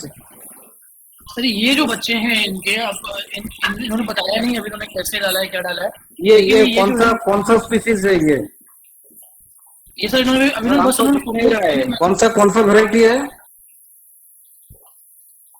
सर ये मीटिंग में शायद अवेलेबल होंगे। इनको मैंने बोला था कि अलवादी जी। है तो अब सामने आने दीजिए, कौन है थोड़ा बताइए इसके बारे में। क्योंकि सर ये जो है इनके डेली बेसिस पे अप्रोक्सीमेट जो है 800 से 900 बच्चे इनके मर रहे हैं, जो कि मेरे ख्याल से जानना बहुत जरूरी है हम लोगों के लिए भी, और हम सभी किसान भाइयों के लिए भी। ये गलतियां हम दोबारा ना करें। बिल्कुल इसको किनका है वो आइए सामने आइए और बताइए, फिर प्रॉब्लम सॉल्व करते हैं। शायद आपका नॉर्मली जो चीज नॉर्मली इसमें किसान भाई मैं जो शेयर करना चाहूंगा, आपका जैसे ही सीड आती है, सीड में जो थैला में मान के चलिए जहां पर आपका साइज अगर थोड़ा सा बड़ा है तो आपका कम मात्रा में पैकिंग होना चाहिए। अगर मान के चलिए आपका सीड मान के चलिए 1000 लाइन का है, तो एक पैकेट में मान के चलिए आपको 500 बच्चा होना चाहिए या उससे ज्यादा नहीं है। तो सामने वाला क्या है, ब्रोकर जो है वो पैसा कमाने के लालच में आपको जहां 500 आना चाहिए वहां ठूस के भरता है, 1000 देते हैं, 1200 या 1500 तक वो अपना उसमें थैला में डाल देता है। तो ये क्या है, जब आपको 12 घंटा 24 घंटा या 20 घंटे के बाद जब आपके पास पहुंचती है, जहां पता चला आपका हार्डली 10 घंटे का ऑक्सीजन है, वो बेचारा उसमें क्या है, that is called stress condition में आ जाती है मछली। तो उसमें आप बायोफ्लॉक टैंक में तो डाल देंगे या तालाब में डाल देंगे, लेकिन एक हफ्ता या 10 दिन तक वो बच्चा धीरे धीरे कभी 50, कभी 200, कभी 10-20 ऐसा करके मरते जाएगा। तो that is due to transportation, उसी के वजह से है। तो ये कोई फ्लॉग का गलती या बायो फ्लॉग या तालाब का इस टाइप का गलती नहीं है। जहां आपको 500 सीड एक थैला में भेजना चाहिए था, वहां बंदे ने 1000 या 1200 या 2000 सीड डाल दिए। तो इसमें क्या है, मछली आपका स्ट्रेस कंडीशन में आ जाती है। तो धीरे धीरे आपको एक हफ्ता तक उसका मोर्टेलिटी रहती है। तो ये जो आप फोटो शेयर कर रहे थे, तो इनको हमको जानना जरूरी है कौन सा वैरायटी लाया, और लाने के बाद कहाँ से लाया, कितना घंटे का ट्रेवल्स करके आए ये जो बच्चे। वो शायद मीटिंग में भी अवेलेबल नहीं हुए हैं, तो नहीं तो वो उन्होंने बोला था कि मैं मीटिंग में सर आऊंगा और मैं जानना चाहता हूँ। मैं सर पर्सनली कंसल्ट करूंगा उनसे और आपसे भी। दूसरा इंटरेस्टिंग चीज आप नोट करके रखिए, क्योंकि ये जो टॉपिक है अभी 1-2 दिन में तो संभव नहीं है। जैसे ही बच्चा आपने स्टॉकिंग करेंगे, जो छोटे छोटे बच्चे हैं, अगर 100 लाइन आपको पहले ये बताया गया था जो लाइन किसको बोलते हैं, 1 किलो मछली में जितना बच्चा आते हैं नंबर्स। अगर 1 किलो मछली में अगर 1000 नग अगर मछली आ रहा है, दैट इज आपका लाइन होगा मतलब 1000 लाइन जी। 1000 लाइन का बच्चा मतलब एक बच्चे का वेट है 1 ग्राम। क्लियर? तो जब भी आप इतने छोटे छोटे बच्चे को आप स्टॉकिंग करेंगे आपका बायोफ्लॉग या तालाब में, किसान भाई आप नोट करके रखिए, इसको 1 टाइम 2 टाइम 3 टाइम्स फीडिंग में नहीं चलेगा। आपको कम से कम 4 से 5 टाइम्स इसको फीडिंग कराना पड़ेगा। और जैसे मान के चलिए 10 किलो सीड आपने स्टॉकिंग किया, आपको 10% के हिसाब से आपको 1 किलो दाना ही लगेगा। दाना उतना ही लगेगा, 1 किलो ही दाना लगेगा। लेकिन क्या है, इसको 200 करके आप 5 टाइम्स में भोजन करवाइए बच्चे को। आपको ज्यादा टाइम बच्चे को भूखा नहीं रखना है। अगर आपको बच्चे को तंदुरुस्त करना है, अगर बच्चे को अगर सर्वाइवलिटी रेट ज्यादा करना है, जैसे आपका तिलापिया या कुछ मछली ऐसा देखेंगे उसका पूंछ, एक मछली दूसरा मछली का पूंछ खा गया जी, मतलब उनको सफिशिएंट मात्रा में फीडिंग नहीं मिल रहा है, तभी ये काम करता है। जी बिल्कुल। तो ये स्पीसीज टू स्पीसीज थोड़ा सा डिफरेंट है, लेकिन एक चीज दिमाग में बैठाइए, ये ज्यादा नहीं है, आपको 10 से 12 दिन ही करना है, तब मछली थोड़ा सा बड़ा हो जाएगा, कोई इशू नहीं। जी। अब जैसे ही मछली बीज मतलब 100 लाइन के ऊपर हो, मतलब 100 लाइन मतलब एक मछली का वेट है 10 ग्राम, अगर इसके नीचे मतलब मान के चलो आपका 1000, आप 2000 लाइन का बच्चा लाए, 3000, 5000, 10,000, आपका तिलापिया जैसे मोनोसेक्स या गिफ्ट लेंगे 6000, 7000 लाइन, जी मतलब 1 ग्राम से बहुत छोटा है। बिल्कुल तो बिल्कुल। आप दिमाग में ये बैठा लीजिए, आप अगर 2 बार टाइम फीडिंग कराएंगे तो बच्चे में तंदुरुस्ती सर्वाइवल नहीं मिलेगा। आप बेस्ट जैसे नाइट में जो फीडिंग कराएंगे, और नाइट को जैसे मान के चलिए हमने 12 बजे सोते हैं या 1 बजे, तो सोने से पहले उनको फीडिंग करवाइए। क्योंकि मान के चलिए आपने नाइट को 4-5 बजे, शाम को 4-5 बजे आपने भोजन करा दिया और आपका बंदा निकल गया कि भाई नाइट में फार्म में कोई नहीं रहता है, 4 बजे भोजन करवाया और निकल गया, और सुबह 7-8 बजे आके वो बंदा फीडिंग करा रहा है, तो आप गैप देखिए, इंटरवल देखिए कितने घंटे, क्योंकि शाम को 4 बजे, अगला दिन फिर 8 बजे जी। तो ये जो गैप है इसमें बच्चे की मोर्टेलिटी बहुत ज्यादा होगी। आप ट्राई कीजिए रात को सोने से पहले 11 बजे 12 बजे एक बार उसको भोजन करा के फिर सो जाइए, सुबह जब अर्ली मॉर्निंग 5-6 बजे उठेंगे तब एक फीडिंग करवाइए। तो दोस्तों ये कंटिन्यूएशन नहीं है, ये मैं सिर्फ 10-12 दिन के लिए ही बोल रहा हूँ बस। जी बिल्कुल। आप जैसे ही बच्चा लाए, बहुत छोटा बच्चा है, 10-12 दिन इस टाइप का प्रोसीड्यूर आप फॉलो करें, उसके बाद फिर आप 2 to 3 टाइम्स दीजिए, और धीरे धीरे तब आपका जो दाना वाला फीड वो भी खाना चालू कर देगा, और सब बढ़िया रहेगा। तो आप शुरू में जो है फीडिंग उतना ही देना है, क्वांटिटी उतना ही है, लेकिन ज्यादा बार उसको खिलाना है। आपको 100 पता चला 100 ग्राम आपका फीडिंग आ रहा है, तो 100 ग्राम को आप 5 टाइम्स में या 4-5 टाइम्स में कीजिए। 5 टाइम्स में करेंगे 20 ग्राम 20 ग्राम 20 ग्राम 20 ग्राम ऐसे करके। जी तो ज्यादा बार आपको फीडिंग कराना पड़ेगा छोटे बच्चे को। 10-12 दिन के बाद जी हाँ, देखिएगा फिर जी हाँ, हालत हम सुधर सभी को जाएगा थोड़ा सा फिर। ध्यान रखना पड़ेगा छोटे बच्चे जब होते हैं तब। सर अभी इन चीजों पे डिस्कस करते रहेंगे क्योंकि टॉपिक तो काफी बड़ा है, तो हम आने वाले हाँ episodes में बताइए। अभी जो है समय हमारे पास थोड़ा सा बहुत कम है, तो हम कुछ किसान भाइयों में क्वेश्चन ले लेते हैं। शैलेंद्र जी हाँ क्वेश्चन, क्वेश्चन बिल्कुल लीजिए। अमोनिया इनके टैंक में बार बार बढ़ जाता है, तो उसको कंट्रोल करने के लिए क्या क्या करें, क्या क्या चीजें इस्तेमाल करें? हेलो क्या क्या क्वेश्चन है? सर शैलेंद्र जी का क्वेश्चन है कि अमोनिया इनके टैंक में बार बार बढ़ जाता है। हाँ ये तो बहुत ही कॉमन क्वेश्चन है आपका बायोफ्लॉक में। देखिए शुरू में ही मैं बताया आपका, सिर्फ मछली आप बच्चे छोड़ेंगे या आपने फीड देंगे, दैट इज नाइट्रोजनस मटेरियल है जी आपका। जो मछली जो पॉटी करता है वो भी सेम चीज है आपको। फिर आपका मेन रोल क्या आती है आपका प्रोबायोटिक का। तो बिल्कुल प्रोबायोटिक जैसे ही आपने उसका झुंड बढ़ाते हैं धीरे धीरे उसको, फिर ये फेवरेबल कंडीशन बनाते हैं आपका टैंक का। जी तो 100% आपका प्रोबायोटिक, जब प्रोबायोटिक आपका काम नहीं करेगा तब जाके ये प्रॉब्लम होती है। दूसरा चीज दोस्तों, इस टाइम हम लोग क्या करते हैं, किसान भाई करते क्या है, मोलासिस जो है उसको घोल के उसमें आपका बायोफ्लॉक टैंक में डाल देते हैं। जी तो ऐसा काम नहीं करते हैं। जैसे ही आपका टैंक में मछली पहुंच जाएगी, मछली जैसे ही पहुंच जाएगा उसके बाद जो मोलासिस देना है, शुरू में आपको 40% जितना दाना दे रहे हैं उसका 40% आपको मोलासिस ऐड करना है। लेकिन जी मोलासिस डायरेक्ट घोल के बाल्टी में नहीं डालना है, आपको यहाँ पर ड्रिप सिस्टम में डालना पड़ेगा। आप शुरू में 1 2 3 4 5 6 7 ये जो एक हफ्ता या 8 डेज इसको डायरेक्ट घोल के दे दीजिए, क्योंकि आपका टैंक में मछली नहीं है। 8th डे में जैसे ही आपका टैंक में मछली आ जाएगी, उसके बाद जब आप मोलासिस ऐड करेंगे वो ड्रिप सिस्टम, ड्रिप मेथड में जाएगा। डायरेक्ट घोल के आपको नहीं डालना है, क्योंकि ऑक्सीजन का डिप्रेशन बहुत ज्यादा होती है। तो जी जी बिल्कुल। बच्चा आने के बाद, मछली सीड आने के बाद आप 100% जैसे ही मोलासिस डालेंगे तो आप घोल के ड्रिप, जैसे ही अपना मेरे हिसाब से ड्रिप सिस्टम सबको मालूम है, और जिनको मालूम नहीं है सिंपल आप घर में जो बॉटल वगैरह मिलता है, बॉटल को भी छेद करके, मतलब पूरा आप दिमाग में इतना बैठा लीजिए जो मोलासिस आपको देना है उसको ड्रॉप बाय ड्रॉप, जैसे ड्रिप इरिगेशन होती है एग्रीकल्चर में सेम चीज है, आपको ड्रॉप बाय ड्रॉप मेथड में आपको करना है, मतलब मोलासिस को ऐड करना है आपका टैंक में।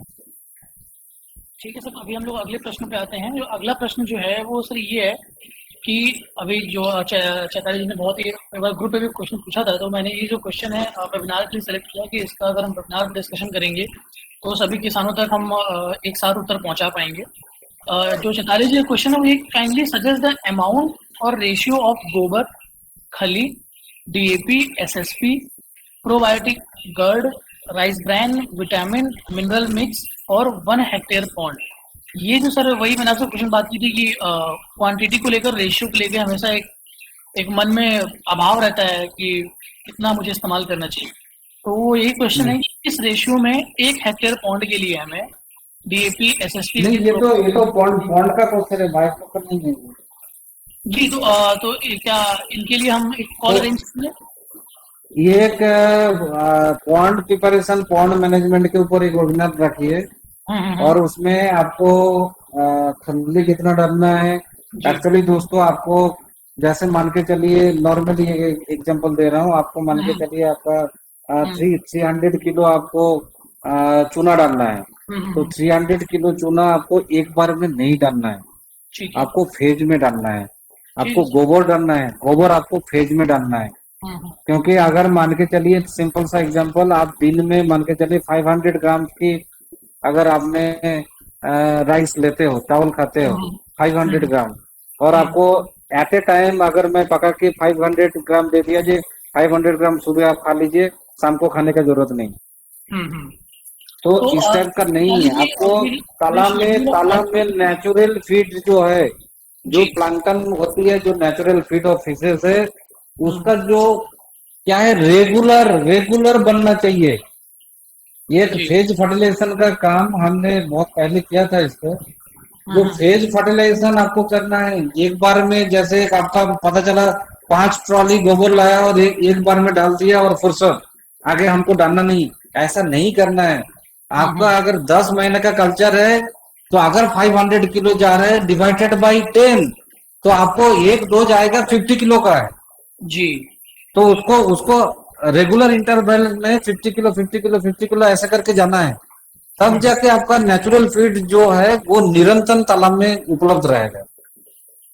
तो वो ये बड़ा टॉपिक है, ये पॉन्ड प्रिपरेशन या फिश कल्चर के ऊपर। तो इसके ऊपर एक वेबिनार रखिए तो मैं पूरा बताऊंगा आपको फेज फर्टिलाइजेशन कैसे करने में आपको प्लैंकटन भी बराबर रहेगा और कैसे करना है और कब तक, एकदम पूरा शेड्यूल बना के दे दूंगा मैं।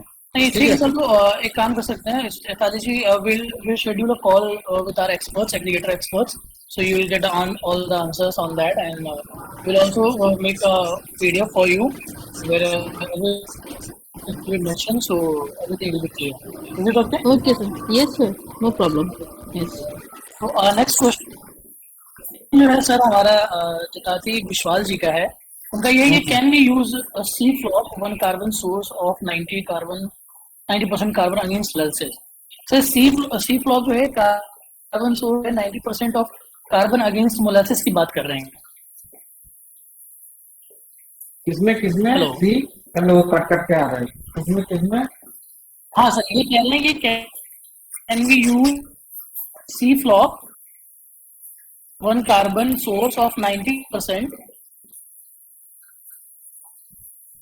कार्बन अगेंस्ट मोलेसेस, अगेंस्ट वो 90% ऑफ कार्बन कंटेन करता है, क्या सही है? 90% कार्बन इसमें I have to check. 90% carbon तो शायद ही है। अगर 90 जो भी है आप देख लीजिए उसमें कार्बन सोर्स ऑफ कार्बन मतलब कार्बन कैसे कंटेंट सर? कितना है। अगर कैसे सर, आप अनम्यूट कर लीजिए, अपना क्वेश्चन पूछ लीजिए, आप डिस्कस कर लीजिए सर।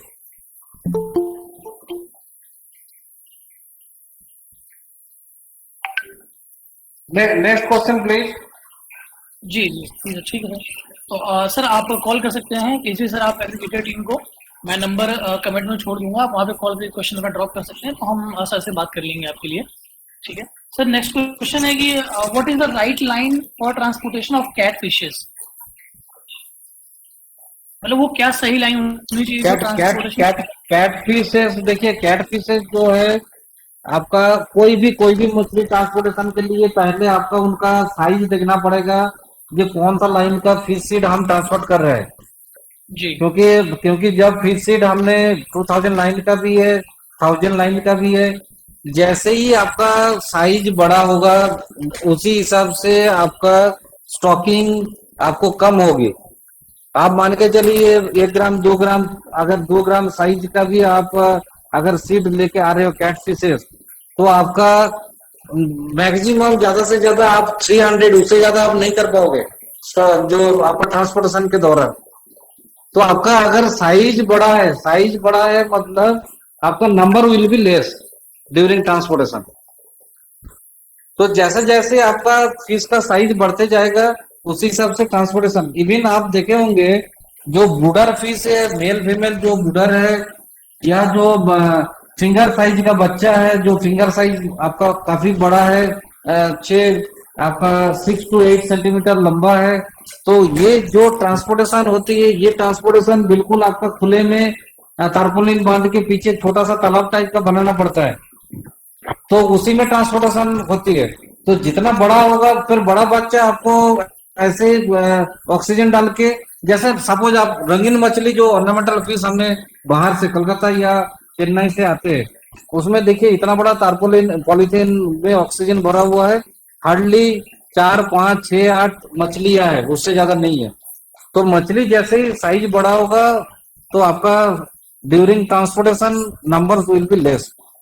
तो इसमें आप दिमाग में बैठाइए, या आपको ड्यूरिंग दैट ट्रांसपोर्टेशन आपको दिमाग में ये रखना पड़ेगा, ये आपको कम मात्रा में मंगाना है। अगर ज्यादा मात्रा में करेंगे तो ऑक्सीजन का शॉर्टेज होगी, तो फिशेस जो है आपका बच्चा जो है स्ट्रेस कंडीशन में आ जाएगा।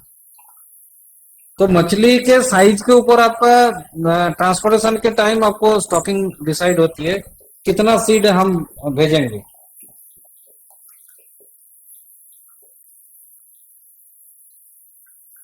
Next question please. Sir Mahesh ji का क्वेश्चन है कि क्या यूका फ्रेश अमोनिया कंट्रोल के लिए बायोफ्लॉक में यूज कर सकते हैं? यूका फ्रेश बायोफ्लॉक हाँ कर सकते हैं कर सकते हैं। नॉर्मली ये तालाब में किया जाता है। अगर इमरजेंसी में यू कैन यूज कर सकते हो। आपका इमरजेंसी अगर बहुत ज्यादा अगर अमोनिया हो गया तो यू कैन। शहबाज जी कह रहे हैं कि डीओ लेवल एरेटर बंद होने कितने घंटे तक बना रहता है? मतलब कितना घंटे तक हम बंद रख सकते हैं? हाँ मतलब एक तरह से क्वेश्चन यही हुआ है कितना देर तक हम बंद रख सकते हैं। देखिए हमने 100% आपको बताया जो स्टॉकिंग डेंसिटी के ऊपर है आपका डीओ लेवल।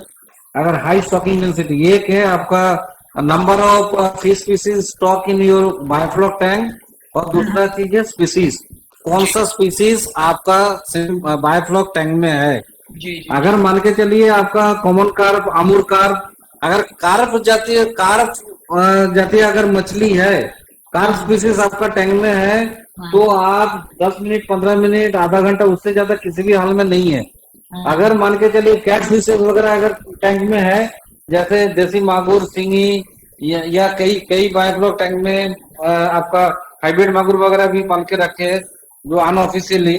तो इसमें क्या है जैसे पंगास है तो इसमें कुछ देर तक आपका 1 घंटा तक भी अगर ऑक्सीजन बंद है या बिजली गोल है तो उतना फर्क नहीं पड़ता है। वो ये आपका स्टॉकिंग डेंसिटी के ऊपर एंड कौन सा स्पीसीज आपका स्टॉकिंग है टैंक में जी उसी वो चीज आपको पहले देखना है। उसी हिसाब से आपको फिर डिसाइड करना है। अगर मान के चलिए आपका मछली का साइज बड़ा हो गया जैसे ये अमूर कार्प आपका बहुत बड़ा हो गया या आपका कॉमन कार्प बड़ा हो गया या तेलापिया बहुत बड़ा हो गया 300-200 ग्राम के ऊपर हो गया तो उसमें डेफिनेटली आप बहुत देर तक आप बंद नहीं रख सकते ऑक्सीजन उसमें आपको फिर प्रॉब्लम आएगी। तो आप बेटर है आप देखिए कौन सा स्पीसीज आपका टैंक में है उसी हिसाब से आप कीजिए। सर अर्नब जी का नेक्स्ट क्वेश्चन है कि फंगस में टेट्रासाइक्लिन कम नहीं किया मेरे टैंक में कोई और मेडिसिन यूज किया जा सकता है क्या?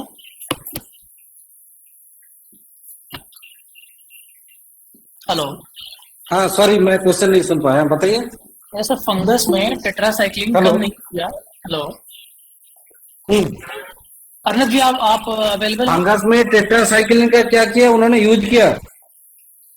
हेलो एक मिनट मैं अर्नब जी को बोलता हूँ। हाँ अर्नब जी क्वेश्चन पूछिए। जी बोलिए। जी मैं झारखंड से जमशेदपुर से हूँ। 20-25 दिन जी मैडम पहले बताइए। कोलकाता सर 20-25 दिन पहले मैं खुद कलकत्ता से नैहाटी से जाके वियतनाम कोई लेके आई थी। ठीक है उन्होंने पैकिंग वगैरह तो सही से किया था। एक पैक में 450 के लगभग में डाला।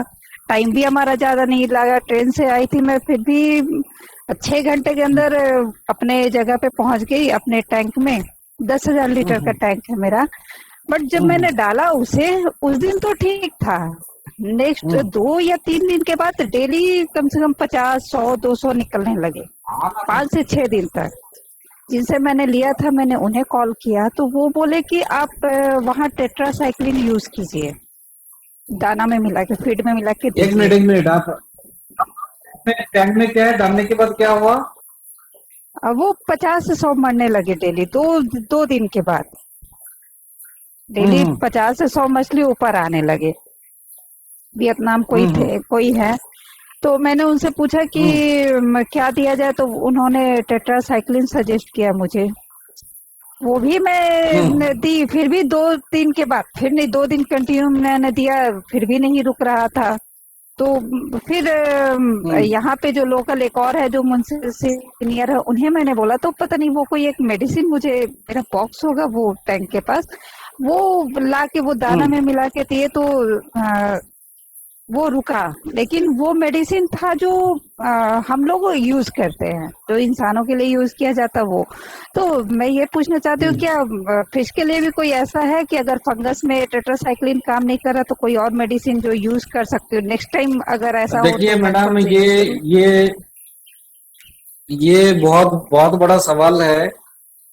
इसमें नॉर्मली जितना बच्चा आना चाहिए उतना बच्चा नहीं, ज्यादा भी बच्चा दिए हैं जो भी है व्हाटएवर इट नहीं, इज वो आपका काउंटिंग हमारे सामने हुआ था सर।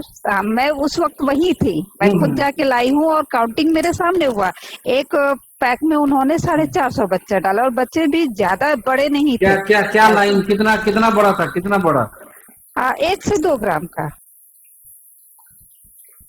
1 से पैकिंग 2 भी सही। ग्राम कौन सा जी स्पीसीज है? वियतनाम कोई। अच्छा, वियतनाम कोई। जी कितना जी डिस्टेंस आपने ट्रेवल किया, कितना घंटा लगा? कलकत्ता से जमशेदपुर 4 घंटे का ट्रेन का रास्ता है और 1 से 1.5 घंटे का नैहाटी से हावड़ा स्टेशन, और यहाँ हमारा आधा घंटा लगता है। मतलब टोटल 6 से 7 घंटा मैक्सिमम। मतलब 5 बजे ट्रेन पकड़े थे तो 11 साढ़े 11 में हम अपने टैंक के पास थे। अच्छा, वाटर प्रिपरेशन जो है, आप कितना दिन बाद मछली छोड़े थे आप? 1 हफ्ते पहले टैंक किए में? थे जी। ये मेरा सेकंड कल्चर है, तो वाटर प्रिपरेशन तो वो था 1 हफ्ते पहले रेडी करके और फिर टैंक में डाले थे। ठीक है, बढ़िया है।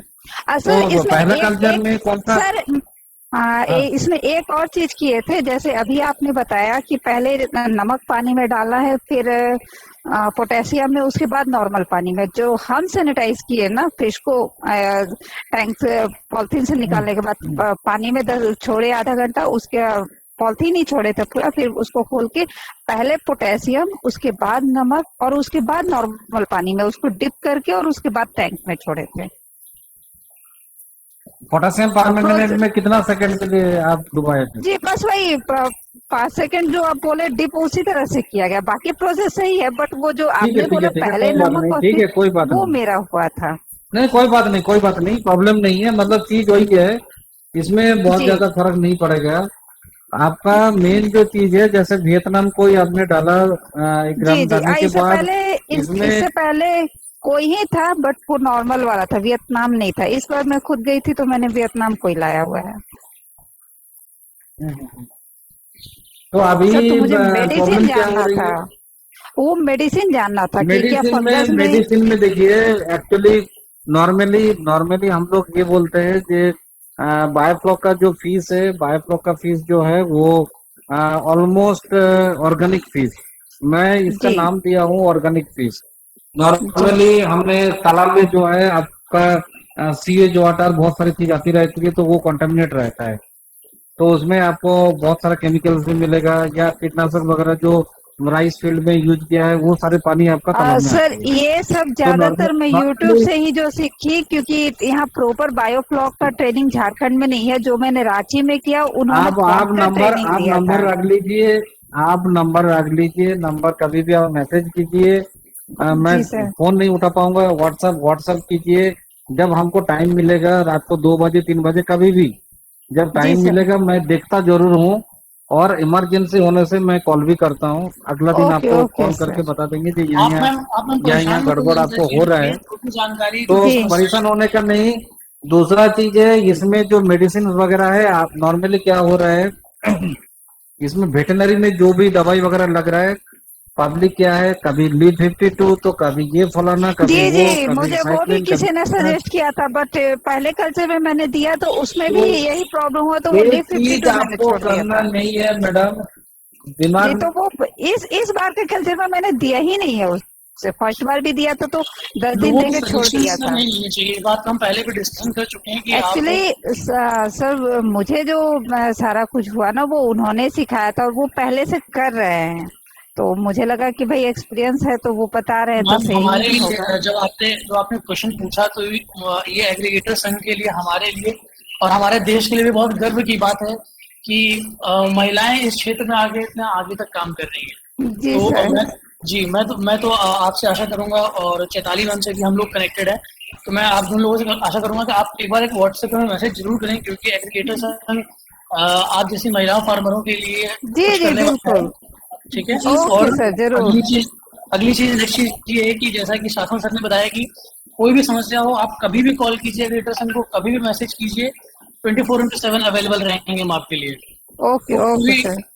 कोई आपको कहीं से भी जानकारी ऐसी ऐसी जगह से लेने की जरूरत नहीं है। एग्रीगेटर संघ आपके लिए एक्सपर्ट से आपको एक्चुअली इसे डायरेक्ट। इसे मैं अभी जुड़ी हूँ ना सर, और ये मैं 8 मंथ से कर रही हूँ। जी तो जी मुझे तो जो लोग बताएंगे बस वही सुनना है ना, जो मुझसे पहले कर रहे हैं, तो सारा सजेशन उन्हीं लोगों से लेती थी मैं। मुझे कोई ऐसा कोई बात नहीं। प्लेटफॉर्म मिला नहीं था अभी तक जिनसे मैं पूछ सकूं और मुझे सही जानकारी मिले।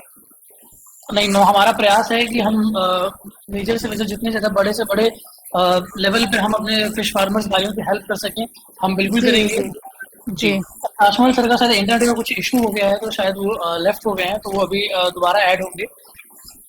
लेकिन मैं तब तक में जो है थोड़ा सा अपने फिश फार्मर्स से बात करना चाहूँगा कि देखिए, एकता में बहुत बड़ी शक्ति है, ये हम सभी जानते हैं। और पिछले कुछ समय से जो फिश फार्मिंग की जो मार्केट है, आप सीड के मामले में कह लीजिए, चाहे आप फीड के मामले में कह लीजिए, चाहे आप मेडिसिन के मामले में कह लीजिए, और या फिर आप अगर बात करते हैं अपनी मछली को तैयार करके मार्केट में सेल करने तक में, हर जगह हमारे किसान भाई को समस्या देखनी पड़ती है। आप सभी फिश फार्मिंग कर रहे हैं, हम फिश फार्मर से जुड़े हुए हैं पिछले 3 सालों से, और हम इस चीज़ को महसूस कर रहे हैं डेली बेसिस से कॉल्स पर, हर चीज़ कॉल पे। तो ये इन चीज़ों के लिए जो है एग्रीगेटर संघ आपके लिए पूरी तरह से कार्यरत है। अब ये समझिए कि आप जो खिलाफ भी हमने लड़ाई लड़ी थी आज़ादी की, तो कोई अकेले खड़ा नहीं हुआ था, सभी जुटकर खड़े हुए थे और हम सभी ने एक चीज़ को फॉलो किया था, तब जाके वो चीज़ हो सॉरी पाई थी। दोस्तों, ये आज आप देखे होंगे फीड कनेक्शन कट कंपनियां गया था। मनमाने दम पे फीड बेचती हैं। हेलो। जी सर, जी सर। तो वही सर मैं अभी किसान भाइयों अरे से वो बात करता है कि फीड कंपनीज जो है आजकल मनमाने दम पे फीड बेच रहे हैं। सप्लायर्स को देखिए आप, सर ने खुद ही बताया कि ओवर स्टॉकिंग करते हैं वो पॉलिथीन के अंदर। मेडिसिन सर ने बताया कि एक अलग ही रेट पे बिकती है कमीशन की वजह से। और कमीशन का गेम सिर्फ यहीं तक नहीं है, कमीशन का गेम तो आप ये समझिए कि ट्रेडर्स आपसे लो कॉस्ट पे होलसेल रेट पे आपसे खरीदते हैं और मार्केट में अलग रेट पे वो सामान बिकता है आपसे, आपके फिश। तो आपको ये जानकर हैरानी होनी चाहिए कि जो फार्मर्स हैं हमारे देश के, वो अर्थव्यवस्था का एक बहुत बड़ा हिस्सा है। और फार्मर पहला ऐसा प्रोफेशन है जहाँ पे किसान सब कुछ खुदरा में खरीदता है, लेकिन बेचता वो थोक के भाव में। कभी आप लोगों ने इस चीज का ध्यान दिया कि आप अपने फार्मिंग के लिए जो भी चीज खरीदते हैं, वो सभी चीजें आपको खुदरा रेट में मिलती हैं, और आप खुद बेचते हैं उसे थोक के रेट पे। तो नुकसान किसका है? हम फार्मर्स का। तो हमें इस चीज को टैकल करना है, तो हमको एक प्रोसेस फॉलो करना होगा, और जिसे एग्रीगेटर संघ करने के लिए पूरी तरह से कार्यरत है। शासमल सर आ चुके हैं। शासमल सर मेरे ख्याल से कुछ दिखाना चाह रहे हैं सर। नहीं नहीं, ये जो फ्लॉक के बारे में आप लोग बोल रहे थे। जी जी जी।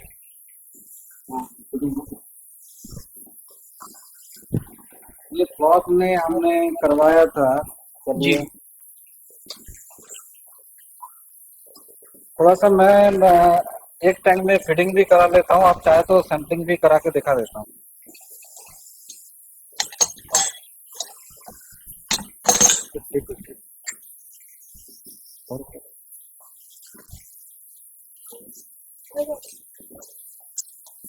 जल्दी कर।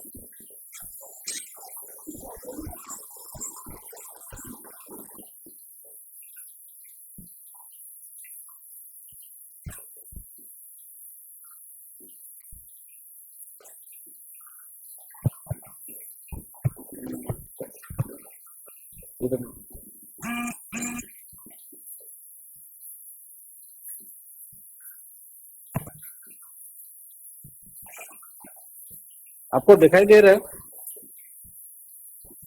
Yes sir. Yes sir.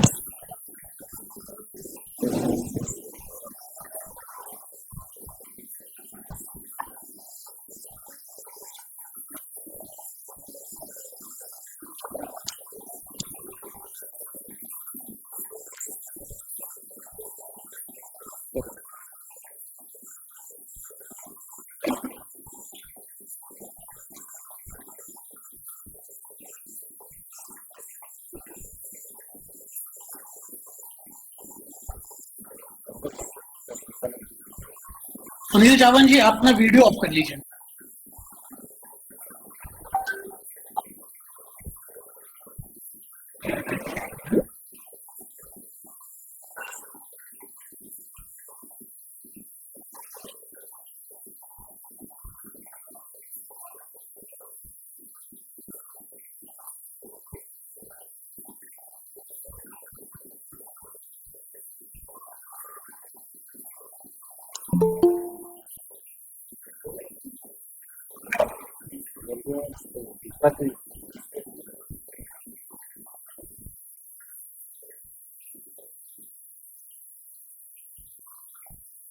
Sampling करके दिखा, लाओ लाओ।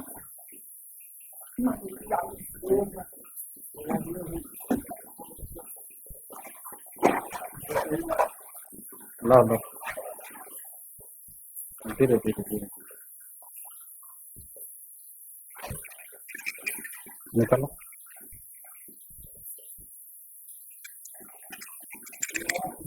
एक एक पीस है।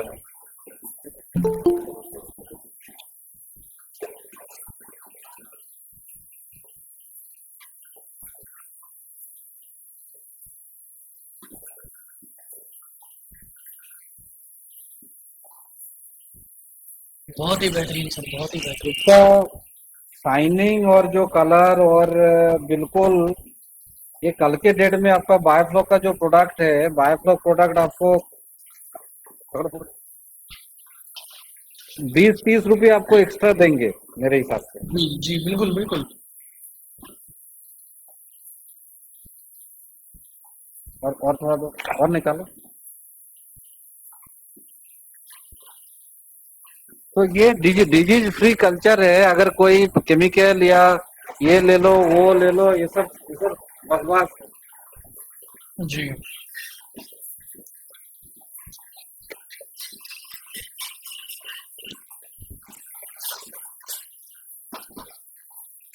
इसको थोड़ा आप सैम्पलिंग भी करके मैं दिखा देता हूँ। चलो कहाँ है टॉप, कहाँ में डालो, डाल दो। नहीं, एक मिनट थोड़ा जीरो करें। आपको बायोमास देखना है। ये देखिए, ये है आपका, एक मिनट, जीरो देखिए, ये दिख रहा है क्लियर? जी सर, जी दिख रहा है, बिल्कुल दिख रहा है। हाँ, एक एक करके डालो।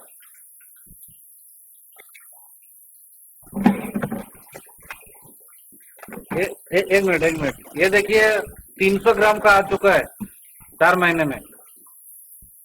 ये दिख रहा है क्या? C00। हाँ डालिए, कम से कम 3-4 तो डालो, धीरे धीरे। 4 पीस डालो। चलो, ये देखिए 1 2 3 4, 1 किलो 50 ग्राम।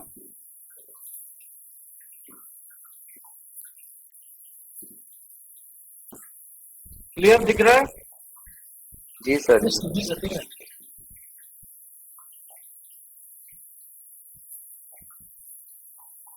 चलो डाल दो।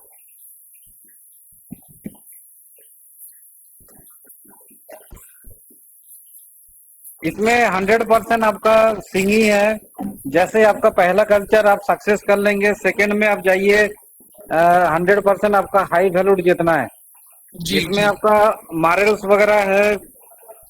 तो ये धीरे धीरे जैसे ही आप एक्सपर्ट होते जाएंगे, फिर आपका जितना ये है एक्सपीरियंस है, फिर आप हाई वैल्यूड में जाइएगा, तो फिर आपको 100% प्रॉफिटेबल है, कोई डाउट नहीं है। लेकिन एक चीज है, आप इस टाइप के किसी फ्रॉड ट्रेनर या इसके पन्ना में पड़ेंगे, ये भी ले लो वो भी ले लो, लीप 52 ले लो, और जितना सारा वेटनरी का मैं देखता हूँ, वेटनरी का मेडिसिन है, सारे के सारे चीज ये काम नहीं होगा तो इसमें होगा, इसमें नहीं है तो उसमें होगा। तो ये मतलब आपके द्वारा एक एक्सपेरिमेंट किया जा रहा है, और उनका जितना प्रोडक्ट है उसका सेल करने का ही टारगेट है। तो ये सब चीज से बचे। आपको 3-4 चीजों में बायोफ्लॉक सक्सेसफुली हो जाएगा। एक, आपको अच्छी क्वालिटी का प्रोबायोटिक चाहिए। दूसरा, एक विटामिन मिनरल का एक बहुत बढ़िया एक विटामिन मिनरल का मिक्सचर चाहिए जो ग्रोथ में आपको हेल्प करेगा। फिर मेडिफेस एक यूनिक मतलब जो एक लिक्विड चाहिए जो बीमारी को आने नहीं देगा। उसको आप कंटिन्यू हर 10 दिन में, हर 8-10 दिन में डालते जाइए, बहुत मिनिमम एक क्वांटिटी में। तो आपका डिजीज फ्री कल्चर रहेगा, बहुत बढ़िया रहेगा, कोई इशू नहीं आएगा। सर समय तो हमारे पास बहुत ही कम है, जो है इस वेबिनार के एंड भी हो रहे हैं। तो आसिफ जी का क्वेश्चन है कि इन्होंने 30,000 लीटर टैंक बायोफ्लॉक के 2 टैंक में 30,000 बच्चा डाला हुआ था। तो 10,000 बच्चा निकला, बाकी बहुत सारे मछलियों के कंकाल निकले। 200 लाइन कैटफिश, क्या वजह रही? दोस्तों आपका जितना कैटफिशेस है 100% है आपका। इन लोग तो कार्निवोरस तो है ही।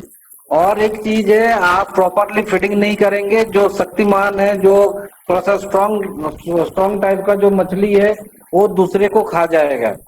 कैटफिशेस में ये ज्यादातर आपका 99% एक केस है। आप प्रॉपर फीडिंग नहीं देंगे और प्रॉपर चीज अगर नहीं देंगे तो ये कैनिबलिज्म नेचर बोलता है इसको, एक दूसरे को खा जाएंगे। तो ऑब्वियसली आप 500 नग छोड़ेंगे, लास्ट में पता चला 100 नग मिला है, बाकी कई कांटा मिला, कई का मुंडी मिला, कई का पूंछ मिला। तो आपको फीड एंड फीडिंग में ध्यान देना पड़ेगा, इसमें आपको कुछ प्रॉब्लमेटिक है। और दूसरा चीज है, कॉस्ट इफेक्टिव कल्चर करने के लिए आपको जो सप्लीमेंट्री फीड मिलता है तो ठीक है, आप सिंपल सा तालाब से प्लैंकटन कलेक्ट कीजिए, उसको भी आप छान के दे सकते हो, या आप एजुला कल्चर कीजिए, उसको एक 20-30% दीजिए, या स्पाइरुलिना, इस टाइप का कुछ कल्चर जो सस्ते वाले हैं इसको कल्चर कीजिएगा। और इसको भी आपका फीड के साथ साथ आप खिलाते जाइए, तो ये कॉस्ट इफेक्टिव कल्चर रहेगा। क्योंकि आपको कॉस्ट ऑफ प्रोडक्शन आपको कम करना है, तभी जाके आपका प्रॉफिट का मार्जिन जो है वो बढ़ेगा। जी जी जी। Hello sir. जी दीपक जी बोलिए। कह रहे सर कि तालाब में ऑक्सीजन लेवल बढ़ाने के लिए क्या करना चाहिए? तालाब में जैसे ही ऑक्सीजन लेवल आपका कम होगा, ऑक्सीजन लेवल कम होने से मछली सब ऊपर आ जाएंगे। और नाइट में ऑक्सीजन का प्रोडक्शन कम है, नाइट में आपका प्रोडक्शन है 0 है, क्योंकि सनलाइट नहीं है। तो जो डे टाइम में ऑक्सीजन आपको बनता है वही ऑक्सीजन आपका नाइट में प्लांट्स भी लेता है, एनिमल लेता है, सब लेता है। तो अर्ली मॉर्निंग में जब आप देखेंगे सारे के सारे मछली ऊपर जाता है, गल्पिंग एयर और खबी खाता है, और उस टाइप का ऑक्सीजन का शॉर्टेज बहुत ज्यादा होती है आपका एट डॉन, अर्ली मॉर्निंग, या जब आप मॉर्निंग वॉक में जाएंगे तब देखेंगे मछली सब ऊपर आ जाती है। तो उसके लिए बेस्ट तरीका है, आप सस्ते में वेंचुरी पंप लगा दीजिए। वेंचुरी पंप से आपको मतलब कोई ना कोई एक एयरेटर्स आपको लगाना पड़ेगा, सो दैट आपका तालाब में ऑक्सीजन शॉर्टेज कम होगी। और दूसरा चीज है, कौन दीपक जी बोल रहे हैं क्या? दूसरा चीज ये है, आपको जैसे ही आपका मान के चलिए ये है बड़े बड़े मछली है तालाब में, तो बड़े बड़े मछली को भेज दीजिए, उसको पार्शियल हार्वेस्टिंग बोलते हैं। जैसे बायोमास तालाब में बहुत ज्यादा हो जाते हैं, तो बेस है आप बड़े बड़े मछली को आप अलग कर लीजिए, बड़े मछली को भेज दीजिए, तो उसमें क्या है बायोमास कम होगी और ऑक्सीजन का शॉर्टेज का जो प्रॉब्लम है उसमें से भी आपको निजात मिल जाएगा।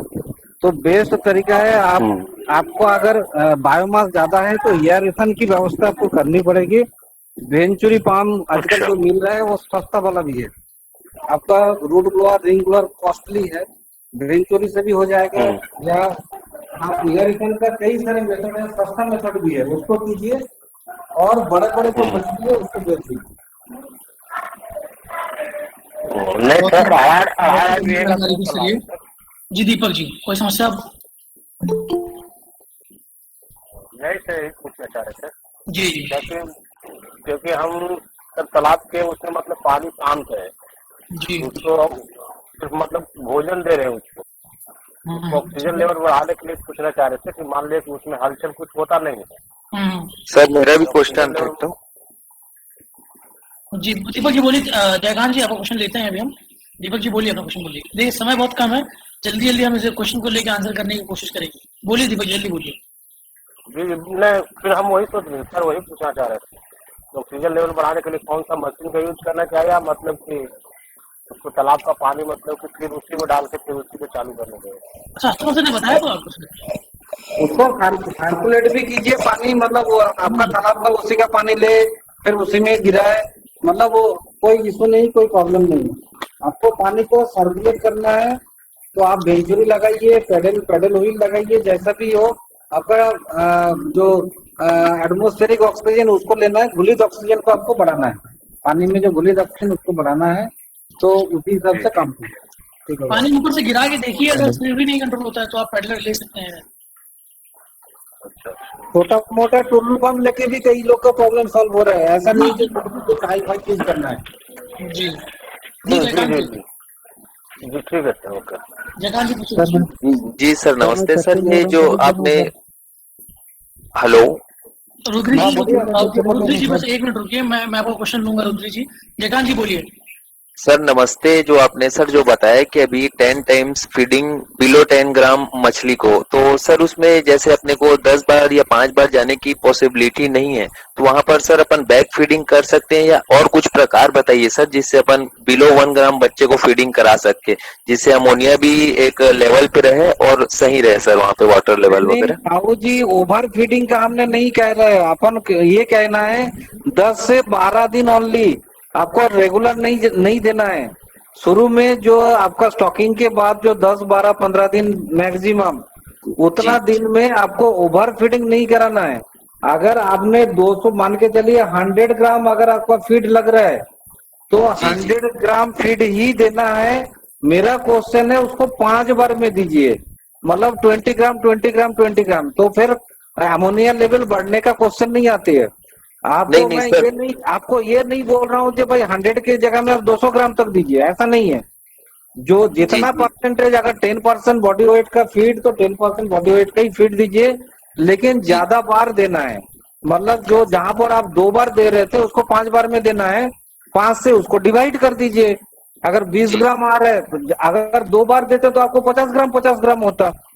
जी तो जी वो चीज को आपको अवॉइड करके उसको 20 ग्राम इंटू 5, मतलब हर बार 20 ग्राम करके, तो ये थोड़ा सा दिक्कत। देखिए 10 दिन का बारी है, only it is only for 10 days. 10 days आपको कुछ ना कुछ थोड़ा मैनेजमेंट करना पड़ेगा। तो वो चीज करने से क्या हो जाएगा, आपका बच्चा तंदुरुस्त हो जाएगा, फिर बच्चा फिर कटेगा नहीं, मोर्टेलिटी का इशू नहीं आएगी और तंदुरुस्ती रहेगा, फिर लाइफ टाइम के लिए फुर्सत है। तो आप ओनली फॉर 10-12 डेज आपको शुरू में जो 10-12 दिन उसी के लिए बोल रहा हूँ, अदरवाइज आपको फिर कंटिन्यू 5 टाइम्स आपको फीडिंग नहीं कराना है। जी जी ठीक, ओके, थैंक यू सर। जगह जी आपको जवाब मिल गया होगा, मैं समझता हूँ। और देखिए समय की बहुत कमी है हमारे पास, और कुछ प्रश्न हम नहीं ले पाएंगे। तो जो प्रश्न हम नहीं ले पा रहे हैं मैं उनके लिए अभी माफी चाहूंगा, लेकिन आप एग्रीगेटर संघ को कॉल कीजिए और उनको प्रश्न दीजिए। जी थैंक यू सर। एग्रीगेटर संघ आपके जवाब को आपको देगा, कॉल पे उत्तर देगा, और आपकी जो भी समस्याएं हैं उसको आपका जरूर जवाब मिलेगा। सर एक छोटा सा क्वेश्चन, मीटिंग कब होगी? जिन लोगों के पास एग्रीगेटर संघ का नंबर नहीं है, जो लोग आज ही जुड़े हैं, मैं चैट बॉक्स का नंबर लिख दे रहा हूँ, आप जरूर वहां से लीजिए, ठीक है। और मैंने ग्रुप का लिंक भी दे रखा हुआ है, आप ग्रुप से भी जुड़ सकते हैं, जो लोग नहीं जुड़े हुए हैं ग्रुप से। सर मैं शासन सर, हाँ जी बोलिए। जी सर, मैं बात करना चाहता कि जो हमारे बहुत सारे किसान भाई हैं वो थोड़ा दिन में व्यस्त रहते हैं, दिन में थोड़ी सी व्यस्तता रहती है, और ये हमने आइडेंटिफाई किया है कि बहुत सारे फार्मर्स रात के टाइम पे थोड़ा सा फ्री रहते हैं, तो हम इस वेबिनार को लीड कर सकते हैं। देखिए विराट जी, अभी जब तक लॉकडाउन है, आज भी मैं 3 ऑनलाइन प्रोग्राम अटेंड किया हूँ इसको लेके एज ए रिसोर्स पर्सन। तो आपको शायद कल भी बताया था, ये 13 तारीख मेरे को और 2 प्रोग्राम है, क्योंकि आपने अनाउंस कर दिया था तो मैं इट्स ओके चलो कर लेता हूँ। लेकिन क्या है, जैसे ही मेरा लॉकडाउन खत्म होके ऑफिस चालू हो गई, तो आपको मान के चलिए दिन में आप मिलेंगे, मतलब मैं नहीं मिलूंगा, इतना तय तो है। हम लोग भी सर जो है उसी हिसाब से, देखिए आपको भी कोई समस्या ना हो, हमारे किसान भाई को भी कोई समस्या ना हो, उनको प्रॉपर जानकारी मिलती रहे, इसलिए हम लोग सोच रहे हैं कि हम लोग बेटर है, आपको नाइट टाइम ठीक रहेगा, क्योंकि दिन में तो फिर जैसे ही आपका ये ओपन हो जाएगा, ये मान के चलिए 2000% श्योर मैं दिन में टाइम नहीं दे पाऊंगा। जी बिल्कुल बिल्कुल बिल्कुल। तो सर रात में 8 बजे के आसपास हम लोग वेबिनार रख सकते हैं। हाँ, Easily। 8 बजे टाइम ठीक रहेगा, नो प्रॉब्लम। ठीक है सर, ठीक है। बाकी आप बाकी लोग नहीं, से भी किसान भाइयों को कंसल्ट क्या कर कहना है लीजिए, इस बारे में किसान भाइयों को क्योंकि डे टाइम थोड़ा सा ऑड टाइम है और इसमें कई लोग कई काम से बिजी रहती है, जी तो जी जी। बेटर है 8 बजे का टाइम मेरे हिसाब से ठीक है। बाकी लोग से आप संपर्क कर कीजिए या जी थोड़ा जी सा सलाह परामर्श कर लीजिए, जी जो बिल्कुल। होगा वो फिर majority will be granted, no problem. हमारे किसी किसान भाई कुछ कहना चाहते हो समय के बारे में तो जरूर कहें।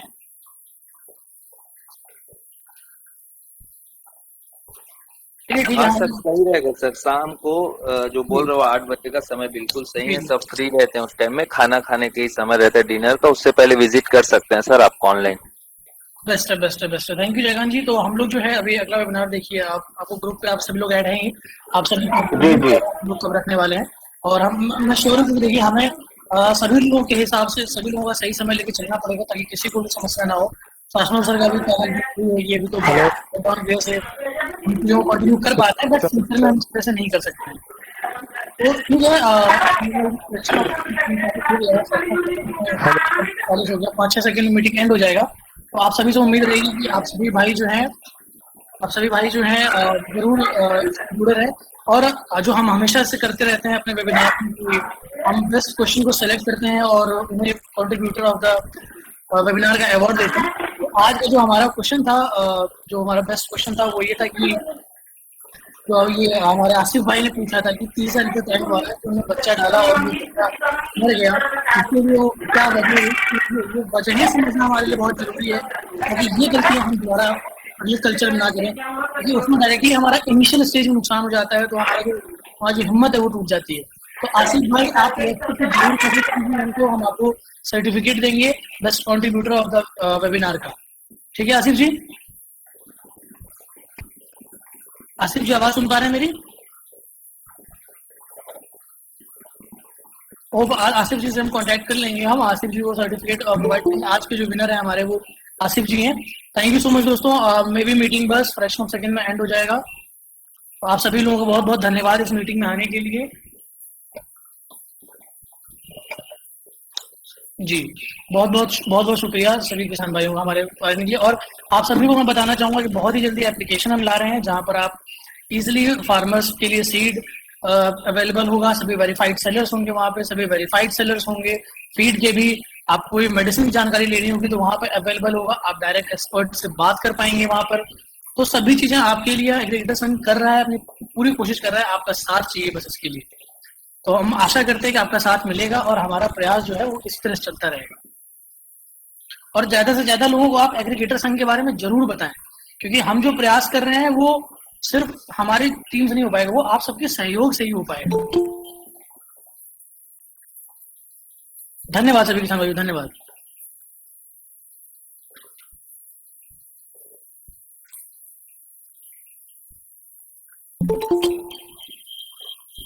हेलो